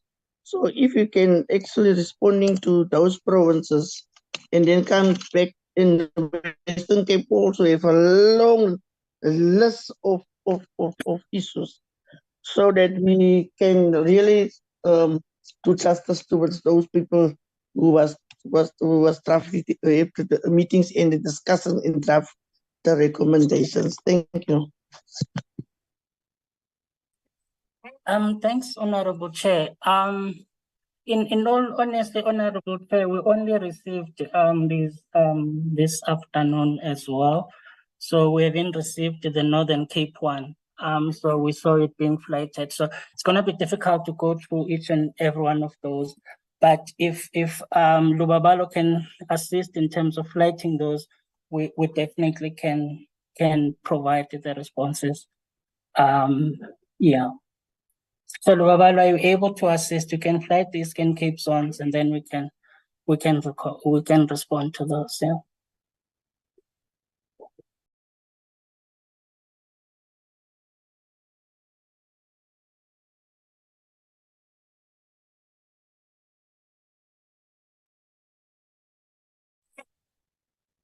Okay, thanks for that, Lubabalo. So in terms of where the committee is again raising the point of the equitable share formula, which doesn't take the rural part of the province. So here we're going to indicate some of the measures that have been done to address the issue. From the provincial side, we're going to provide an update in terms of where we are in terms of the provincial equitable share, which is a particular component that is looking at addressing the issues around the ruralness. But we're also going to provide an update in terms of what was done in terms of the health component, which was implemented in the previous budget, where this has already been taken into account, and the provinces like the Eastern Cape and the Northern Cape have benefited from that provision as well, or from those changes. In terms of the local government equitable share, Chairperson, sorry, may I come in on a point of order, please? Who's speaking? It's Honorable Oakham, Chairperson. Okay. Sorry, ma'am. Can we give No, thank you. Honorable Oakham? Yeah, sorry for Okay. interrupting, but I think this is really very important. Chairperson, we're talking about a rushed process. Now, National Treasury is not one person. National Treasury is a group of brilliantly minded people that must advise us and give us guidance, but that also must listen to us. To now expect somebody to just come in and on the cuff give comments on what was said, a lot of information that was shared by provinces with regards to recommendations, I think is rushing the process. I think it will be a diminishing thing for this committee if we do it like this. I really think that National Treasury should go back, take their time, work through the recommendations that were made, and then come back and give answers to this committee. We have got people from the various provinces on here as well. They must then go and do their final mandate, which we must then put forward. But I think it is a disservice if we are going to allow one person to just on the cuff give comments, whereas we've got a whole Treasury department that can discuss this, deliberate on this, and then come back to us with their answers on this. Thank you, Chairperson.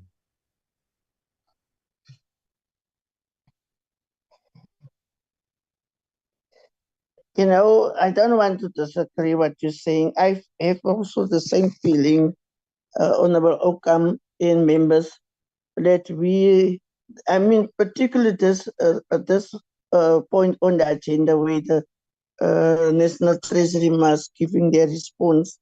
They will not do justice to them. If she says they have received it today. So if they have received it today, how will they process it? And therefore, I agree with you that we maybe with the consultation with the secretary check how many time that we have left, and then we see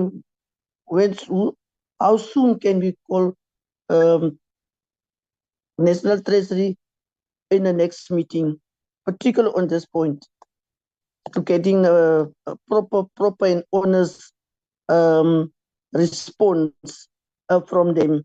I don't want them as response on a letter or on paper sending to us.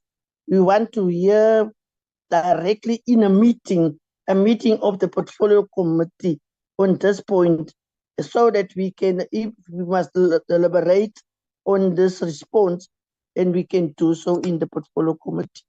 So, Honorable Nobala, can you tell us how many times that we have left, so that we can see how can we do justice on this point with National Treasury? Can you assist us? Thank you, Chairperson, and thank you, honorable members.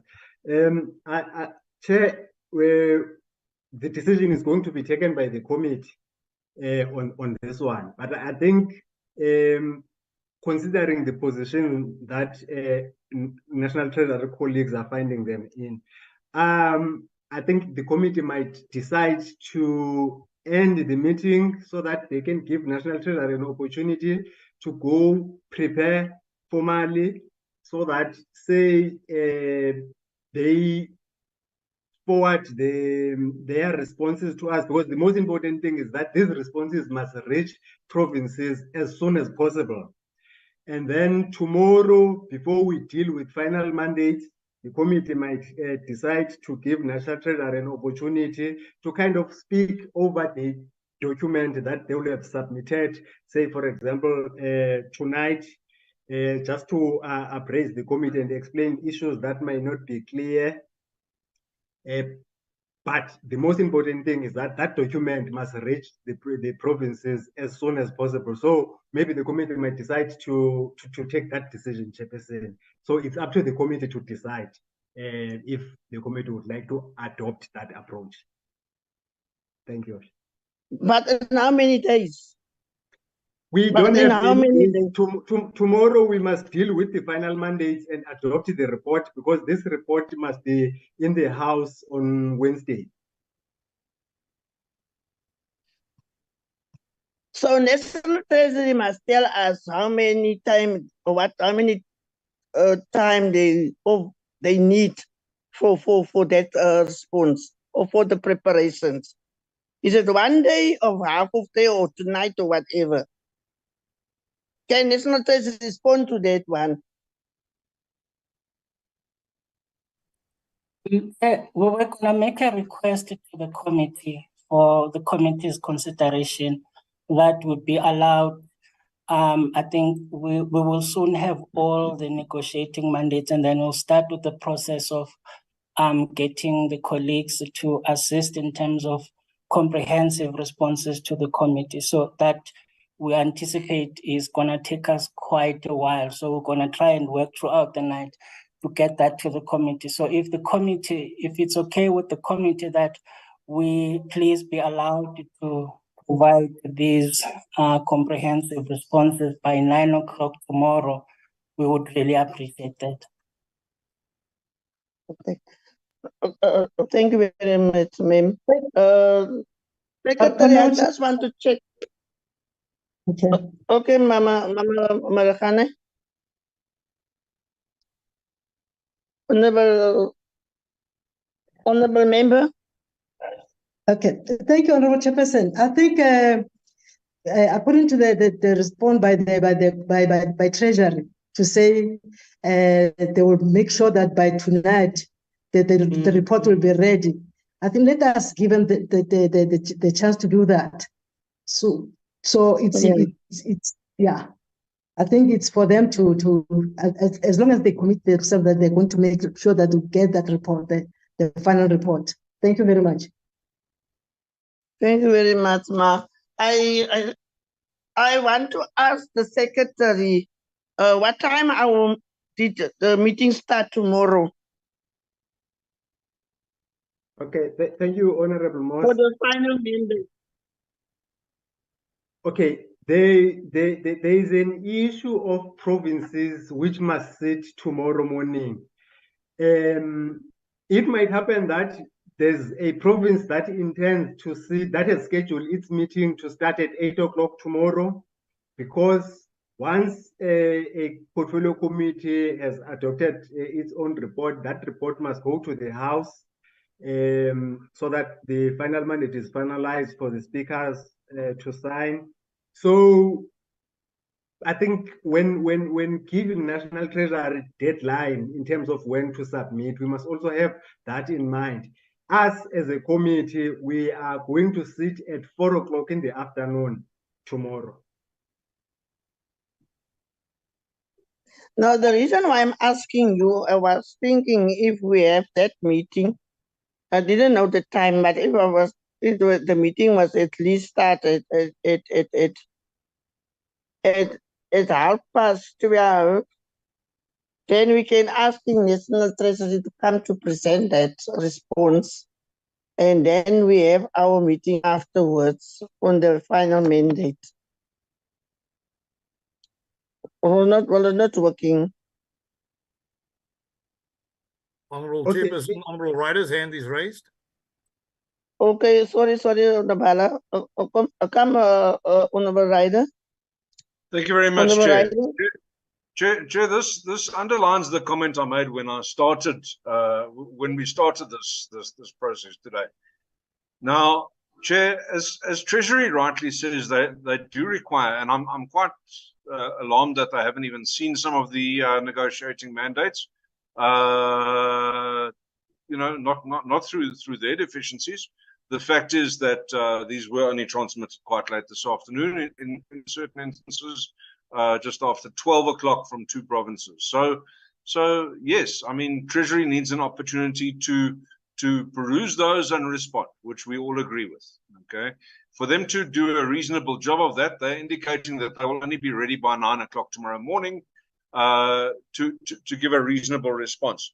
Chair, it is therefore unreasonable of our committee to expect provinces to receive those responses, read through them, process them, and come out with a final mandate tomorrow. It can't happen, Chair. I mean, you know, there are political processes that happen as well with mandates. You know, people need to consult with their caucuses. People need to know what their stance is when they're voting. It's not a Mickey Mouse process. The speaker of each provincial legislature is the one that signs that final mandate as a decision, not of the committee, but actually of the legislature. So, Chair, again, I note Mr. Nondada's comment that this must serve in the House on Wednesday, and I can tell you right now, Chair, that there's no way on God's green earth that we can give this process a fair hearing and still have the item come before the National Council of Provinces on Wednesday afternoon for plenary. It can't happen. So, Chair, with great respect to yourself, it's my contention that our meeting tomorrow should not take place. It's my contention that provinces should be given an opportunity to have their meetings tomorrow afternoon, and that at the very earliest, this committee could meet on Wednesday, but even that is a very rushed process, Chair. Thank you.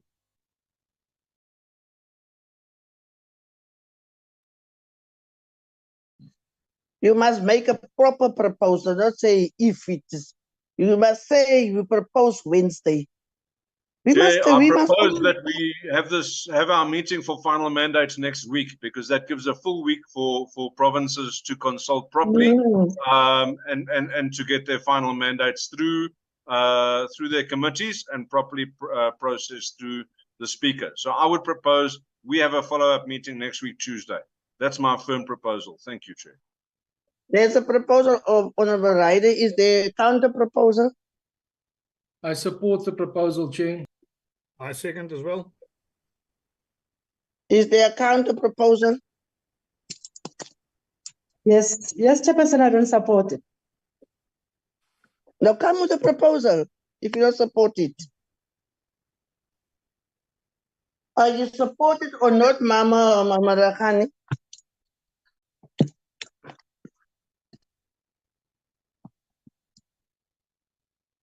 Yes, Mama, I'm listening. I'm waiting for you. What are you saying? Mama Rakhani? There's no counter proposal, and that the one that's been proposed and seconded must be adopted. I'm sorry, Chairperson. I'm sure it's because of the network. I'm sorry. Okay, yes. I'm listening. Yeah, Nikki, I was just saying because the program is there. We are supposed to meet on Wednesday to adopt the final mandate. Let it be like that. Next Wednesday or this Wednesday? This coming Wednesday. This coming Wednesday, Honorable Chairperson. But there's a proposal from the other members for next Wednesday, and your proposal says this Wednesday.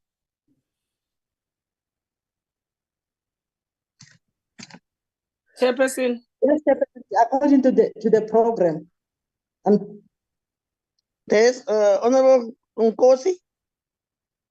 No, Chairperson, thank you very much. I don't know, because I understand that there's a program or timelines for the bills, according to my understanding, as to what needs to happen when. So if we are saying we propose that the meeting must sit next week, but the timelines are there, that indicates as to what needs to happen when. I think what Mama Marikane is saying is key. I wanted to support her by saying, let's request the provinces, because I think they do have timelines as well. When we are doing the briefing with the provinces regarding the bill, you indicate all of those things. And I know that they do have, or they do know as to what needs to happen when. So if we are saying next week, the program is talking about Wednesday, why can't we request the provinces to sit early tomorrow morning before we sit on at 4 o'clock? Because that can happen as well, not unless they overlooked the timelines that are there as the province. But if they are aware of the timelines, I think we can request them to sit so that we can all comply with the dates that are there on the program. I support Honorable Mamarkhane, that let us continue tomorrow. The National Treasurer must be given time to go and look at these comments and proposals and come back tomorrow at 4 o'clock in our meeting and respond. Thank you. Thank you very much, Ma'am Kosi. Mama P. Thanks, Chairperson. I'm not going to repeat what Mamarkhane and Honorable Mamarkhane and Honorable Nkosi says, but I concur in what they are saying. Thank you very much, Chairperson. I saw other hands up now is Honorable Okam. Thank you, Then I Chairperson. will make my summarizing now. Thank you, Chairperson. Yeah. Chairperson is just on the discussion that we are having on this item. Honorable Ryder explained it perfectly.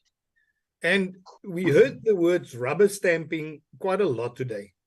We are doing a disservice to the people of South Africa when we are just rushing through with this. If we want to give National Treasury proper time, we already pushed them in a corner to say that they will have it ready by tomorrow morning at 9. Well, firstly, we asked them and we expected them to just reply on this now, and luckily I intervened and you agreed with me.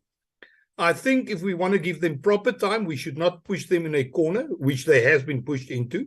Then after that, we must give provinces a proper time.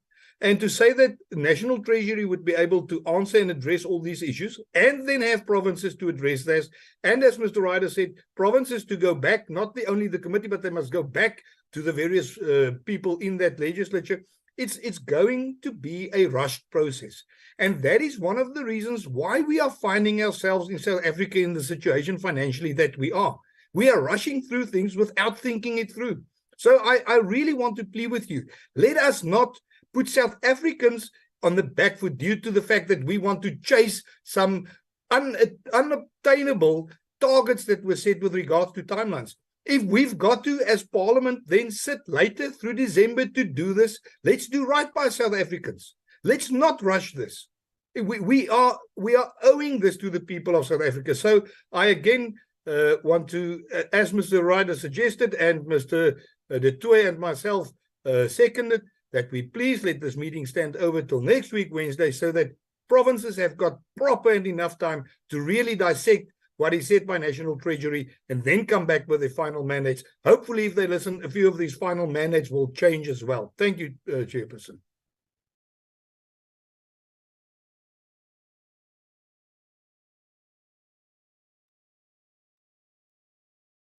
Honorable members, I was thinking the meeting will be postponed for Wednesday.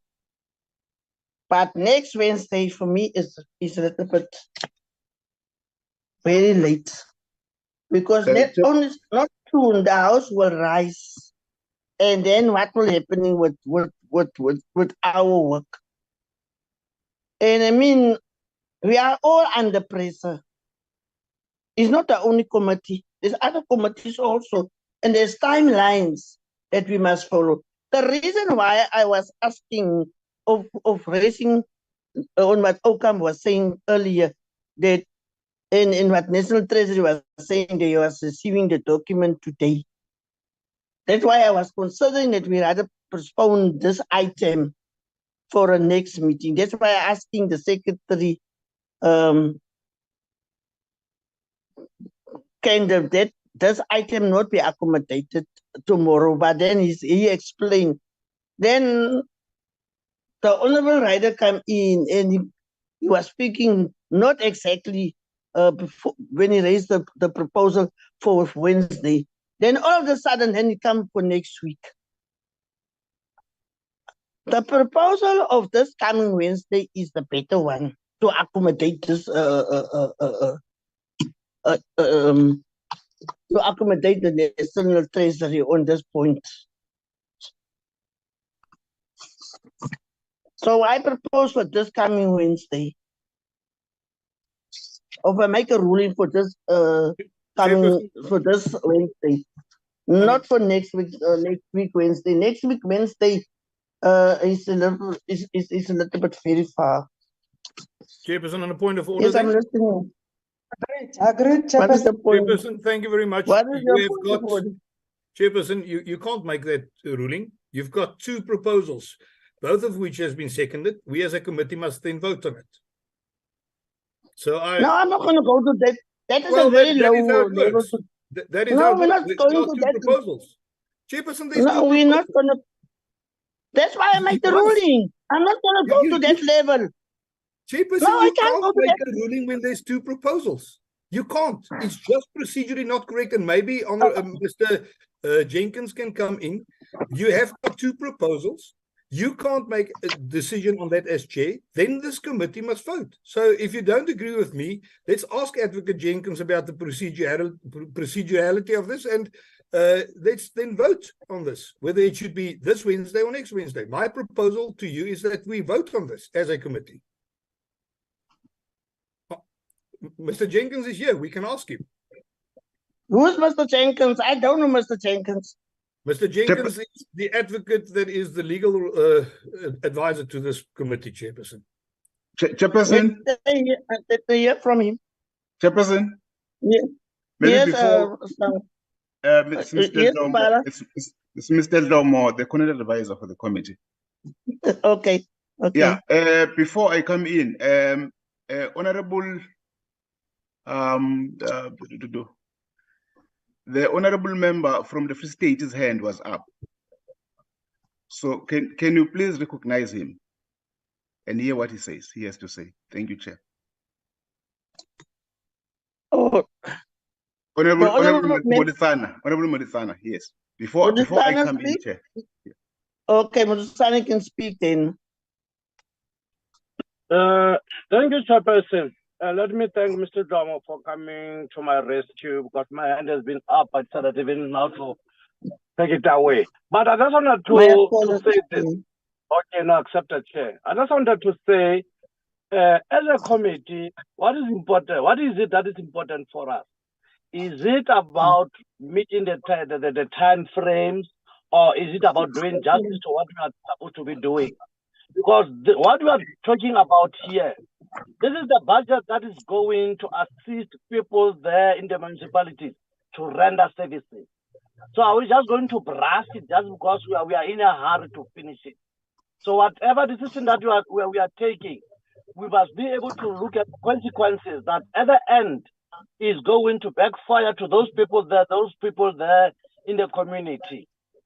So I'm a little bit worried, because it's like to us, time frame is more important than the people. I think that we need to look at, because our responsibility is to service the people, to make sure that the people are happy and they are getting what they deserve. Thank you, Chairperson. Okay, we should vote now. The advisor, can you come in? The member, can you come in?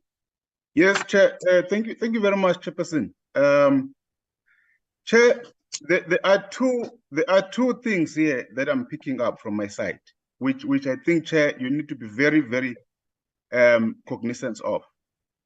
One, Chair, so whatever decision that you take, you must be cognizant of these two things. One being the fact that there is a parliamentary program that you have adopted as an NCOP that requires this committee to table the report on Wednesday, which means that whatever that you do, whatever shifting of meetings that you do, you have from today until the Wednesday, right? The second thing is the fact that the Money Bills Act requires this committee to pass this bill within the 9 days from the tabling of the budget. Now, when you shift this meeting to next week, Tuesday, will you still be within that 9-day period? Or you will just be doing an illegal thing? So all I'm saying, Chair, is that there's a program that has been adopted by the House that the bill should be debated, be tabled and debated this coming Wednesday. So whatever that you do to accommodate National Treasury and the provinces. You have it within today and the Wednesday, that is coming Wednesday. So then your next week might actually be a throwing out of the 9 days of the process that is required by the Money Bills Act, which is the act that establishes this committee, which is the act that gives guidance and give the regulatory framework on how these budget bills must be processed. Well, I sympathize with the fact that the committee, and I agree when the committee members are raising the concern around the issue of time frames. It's been an issue since we started the process. For the past 4 years, that's been a bone of contention in this committee. And not only in this committee, but also even in the NA. And I think this is the issue that members need to elevate to the powers that be, need to elevate in the platform where the programming committee can discuss it and see what sort of a solution they can come up with. But over and above that, there is a process of reviewing the Money Bills Act that time and again happen in the institution. So I think this is an issue that this committee can take it up to those various platforms. It's not an issue that can be a quick fix, because the process is in place through the program that has been officially adopted. And there's been a precedence on this process that has been dealt with in the past. Thank you very much, Chairperson. Thank you very much, I really appreciate your advice. And that's why I was asking in the beginning for the secretary if we working in our time frame on this issue of this bill. So next week, I was already saying next week will not work. We're taking this coming Wednesday. So from tonight and tomorrow, whoever can do the work that is supposed to do through. And on Wednesday, we're going to have this portfolio committee meeting. I make that ruling, because otherwise we will be outline of the time frame. If we're going to, and as you're already saying, we will not do justice next week, this thing will be thrown out. And as I speak now in this meeting where I'm sitting with the program in front of me. And this, I mean, all the things this program is be adopted, and the House gonna work on this, or according to the program, who are in front of them. So we cannot change the program. Our meeting of our time frame, because of to accommodate certain people. But we want to be fair on what Honorable Ryder and Honorable Okam was saying. So we continue with the meeting this coming Wednesday. And Chairperson, if I may, Chair, apologies, Honorable Okam. I just want to bring something to the attention of the committee with respect to the issue of time frames. The revised fiscal framework was adopted on the 15th of November. So if we start counting from that day, our 9th day is tomorrow, which is now the committee must adopt its report by tomorrow. So we cannot go to Wednesday. Once we go to Wednesday, we are beyond the 9-day time frame. So I want to bring that information to the attention of the committee, so that the committee, when it takes the decision, must be aware of that.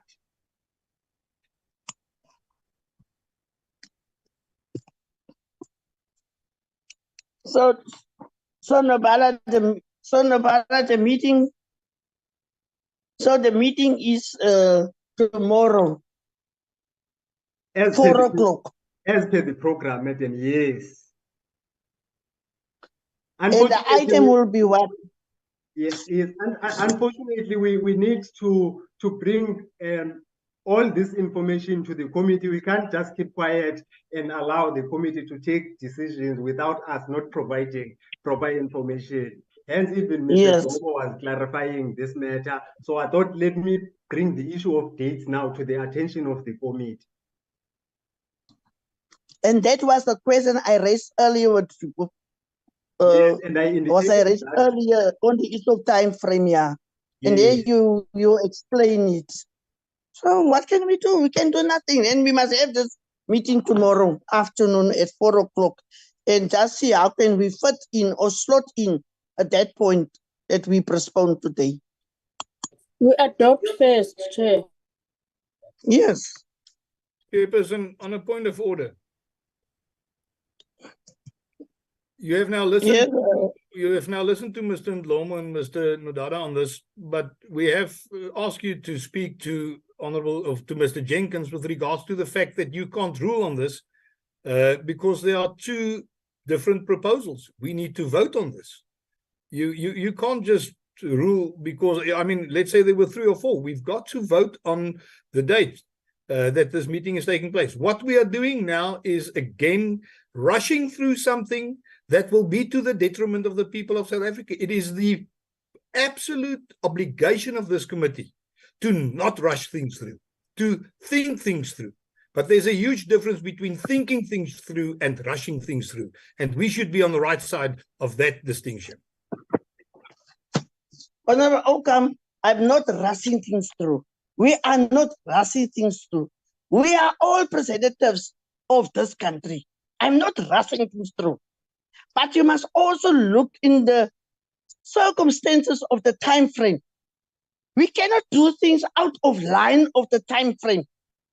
And I mean, the members have explained that the deadline to adopt the report is tomorrow. So what must we do? As I understand it, the deadline is not tomorrow. Must It's we just that the don't program mind? fits in It's to what we tomorrow. do. So what we suggest is that it takes place later. I'm speaking now. I'm speaking now. You mustn't be rude. Don't I'm not undermine rude, me. but you can speak. It's fine. I'm No, not rude. don't undermine me. But I'm on the platform. I'm speaking now. My question is, what must we do? Answer my question. What must we do? Must we go? You've asked me a question, may I now answer it? Don't be rude, may I answer your question? No, don't be rude. You've asked me a question, may I now answer you? You've asked me a question, may I now answer you? You just said that I was rude when I interrupted you. You asked me a question, but you don't give me time to respond. That's just as rude. So if I can respond, then let's find out what is the latest that we can have this meeting take place to still fit in time with those stringent programs, but to have it tomorrow will be a disservice. So to answer you then, let's find out from Mr. Lubabalo and Dada and of the others that what is the latest that we can maybe fit this in as to give Treasury and the provinces more time to really dissect this properly. What is the time frame in line? What must be happening? Honorable Chair, Yes, Honorable Dabeni. Yeah, Honorable Chair, we've had the discussions and we've had 2 views on the matter. And we got the legal advice, both the legal advice as well as the administrative advice on the technicality of time frames. No. As now, my proposal is one, Honorable Chair, that now given that there are 2 views on the floor and both are seconded, I propose that let's vote for the 2 dates in view of the guidance of both the legal and the administrative advice that we got. Just to close the debate, let's vote on the matter for the proposal of the administration as well as the proposal of next week Wednesday, and then we close the discussion on the matter. Because we've been having this discussion now for an hour. The guidance is clear, the legislation is clear, but the technicality is that there are 2 motions on the floor and both are seconded. So procedural, let's vote and then we close the debate. That's my honest submission, Honorable Chair. Thanks. Thank you, Honorable Dabeni. Okay, then we go on. Yes, yes. Mr. Ndlomo again, I'm sorry, Chair.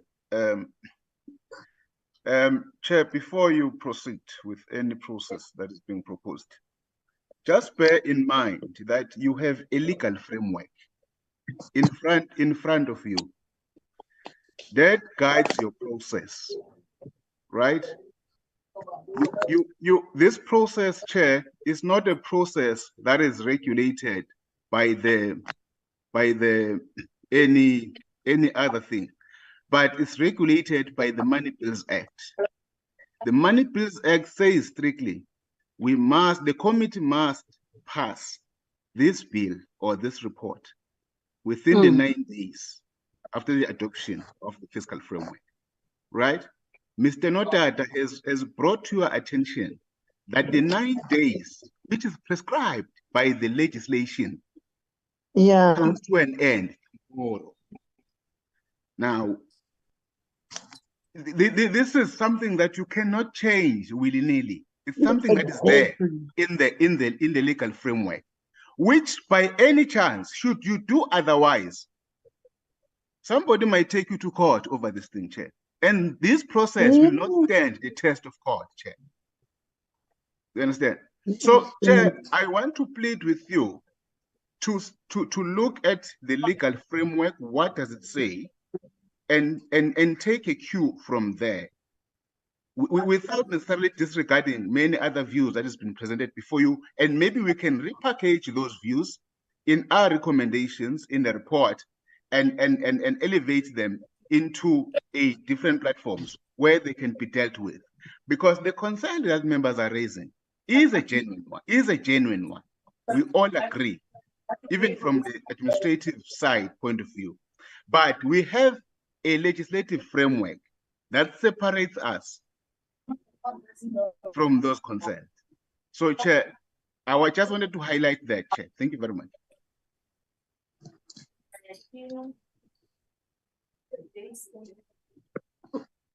Honorable members, the electricity is off here in Acacia Park. My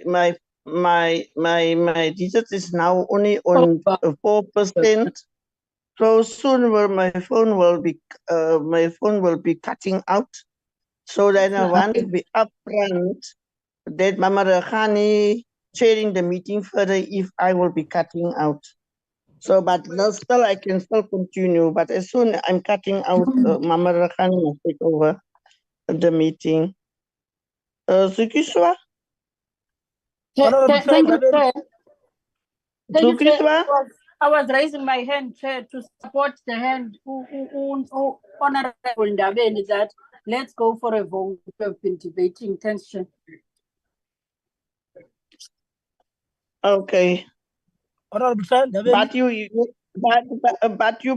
members hear what Tatumlomo was saying about advice in the issue of the legal framework that this thing must be adopted in 9 days. And I think let's wait. And as Nopala was saying, tomorrow is the last day. So there's no Wednesday that we can talking about. But anyhow, I will allow that we go over for voting. The Benny. Yeah, Honorable Chair, I want to stress what I said. That we got the legal advice, we got the time frames, we got the framework of now we're doing this process. Hence, we propose that we've been debating it. Let's vote in line with the legal advice now as members, because technically there are 2 motions on the floor. So we have to vote to resolve that issue. So the legal advice gave us the framework, we got it. We exactly know how we must vote now. Hence I propose that let's go for vote, which has now been seconded. Thanks, Honorable Chair. Yeah, no, okay, we will continue with that, what you're proposing. Can I get the hands for those who said the meeting must be postponed for next Wednesday? Chairperson, just so on a point of order, you are ruling over yourself. You said in the beginning we are not going to vote. Now all of a sudden you want to vote on this. My suggestion was that we speak to Advocate Jenkins on it, but if you change your mind on that, then I'm glad that I could sway you to do that. It's just very funny to see that the last 10-15 minutes that we wasted on this, because we could have voted on this much earlier if you just agreed to what my proposal was. But that people were obviously invited to join on this platform since then. But let's vote on this. Thank you. Point of order. Point of order, Mr. Can I talk? I'm telling the meeting. Don't take the meeting the other direction, please. Kosi. Come, Kosi. Chairperson, thank you very much. I think, Chair, as Honorable Ndabeni has just said, we've got legal advisors in this meeting.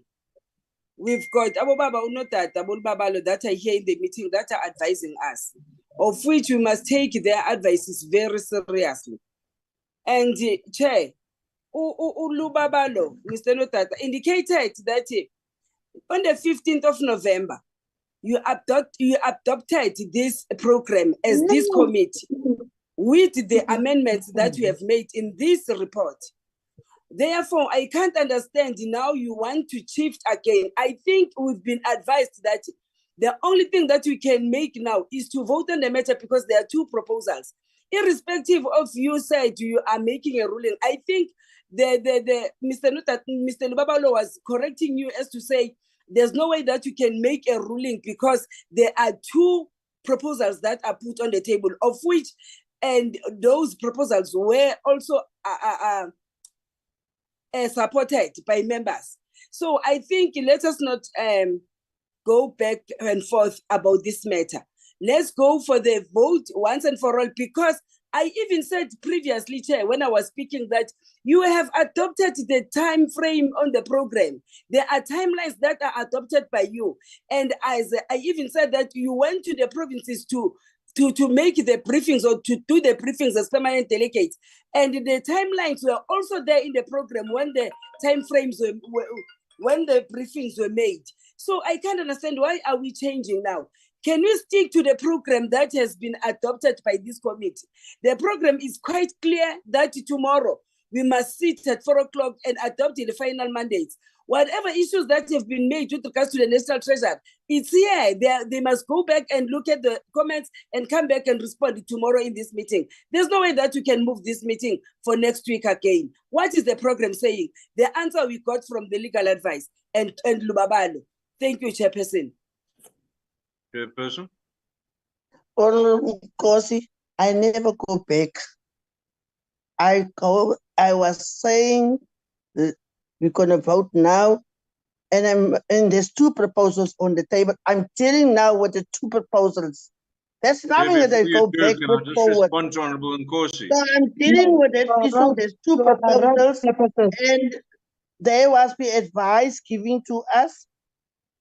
And I also, that advice actually give us the direction. So it's not like I can undermine. Can I just place on record something quite important relating to that specific advice? It's procedural advice, not legal advice.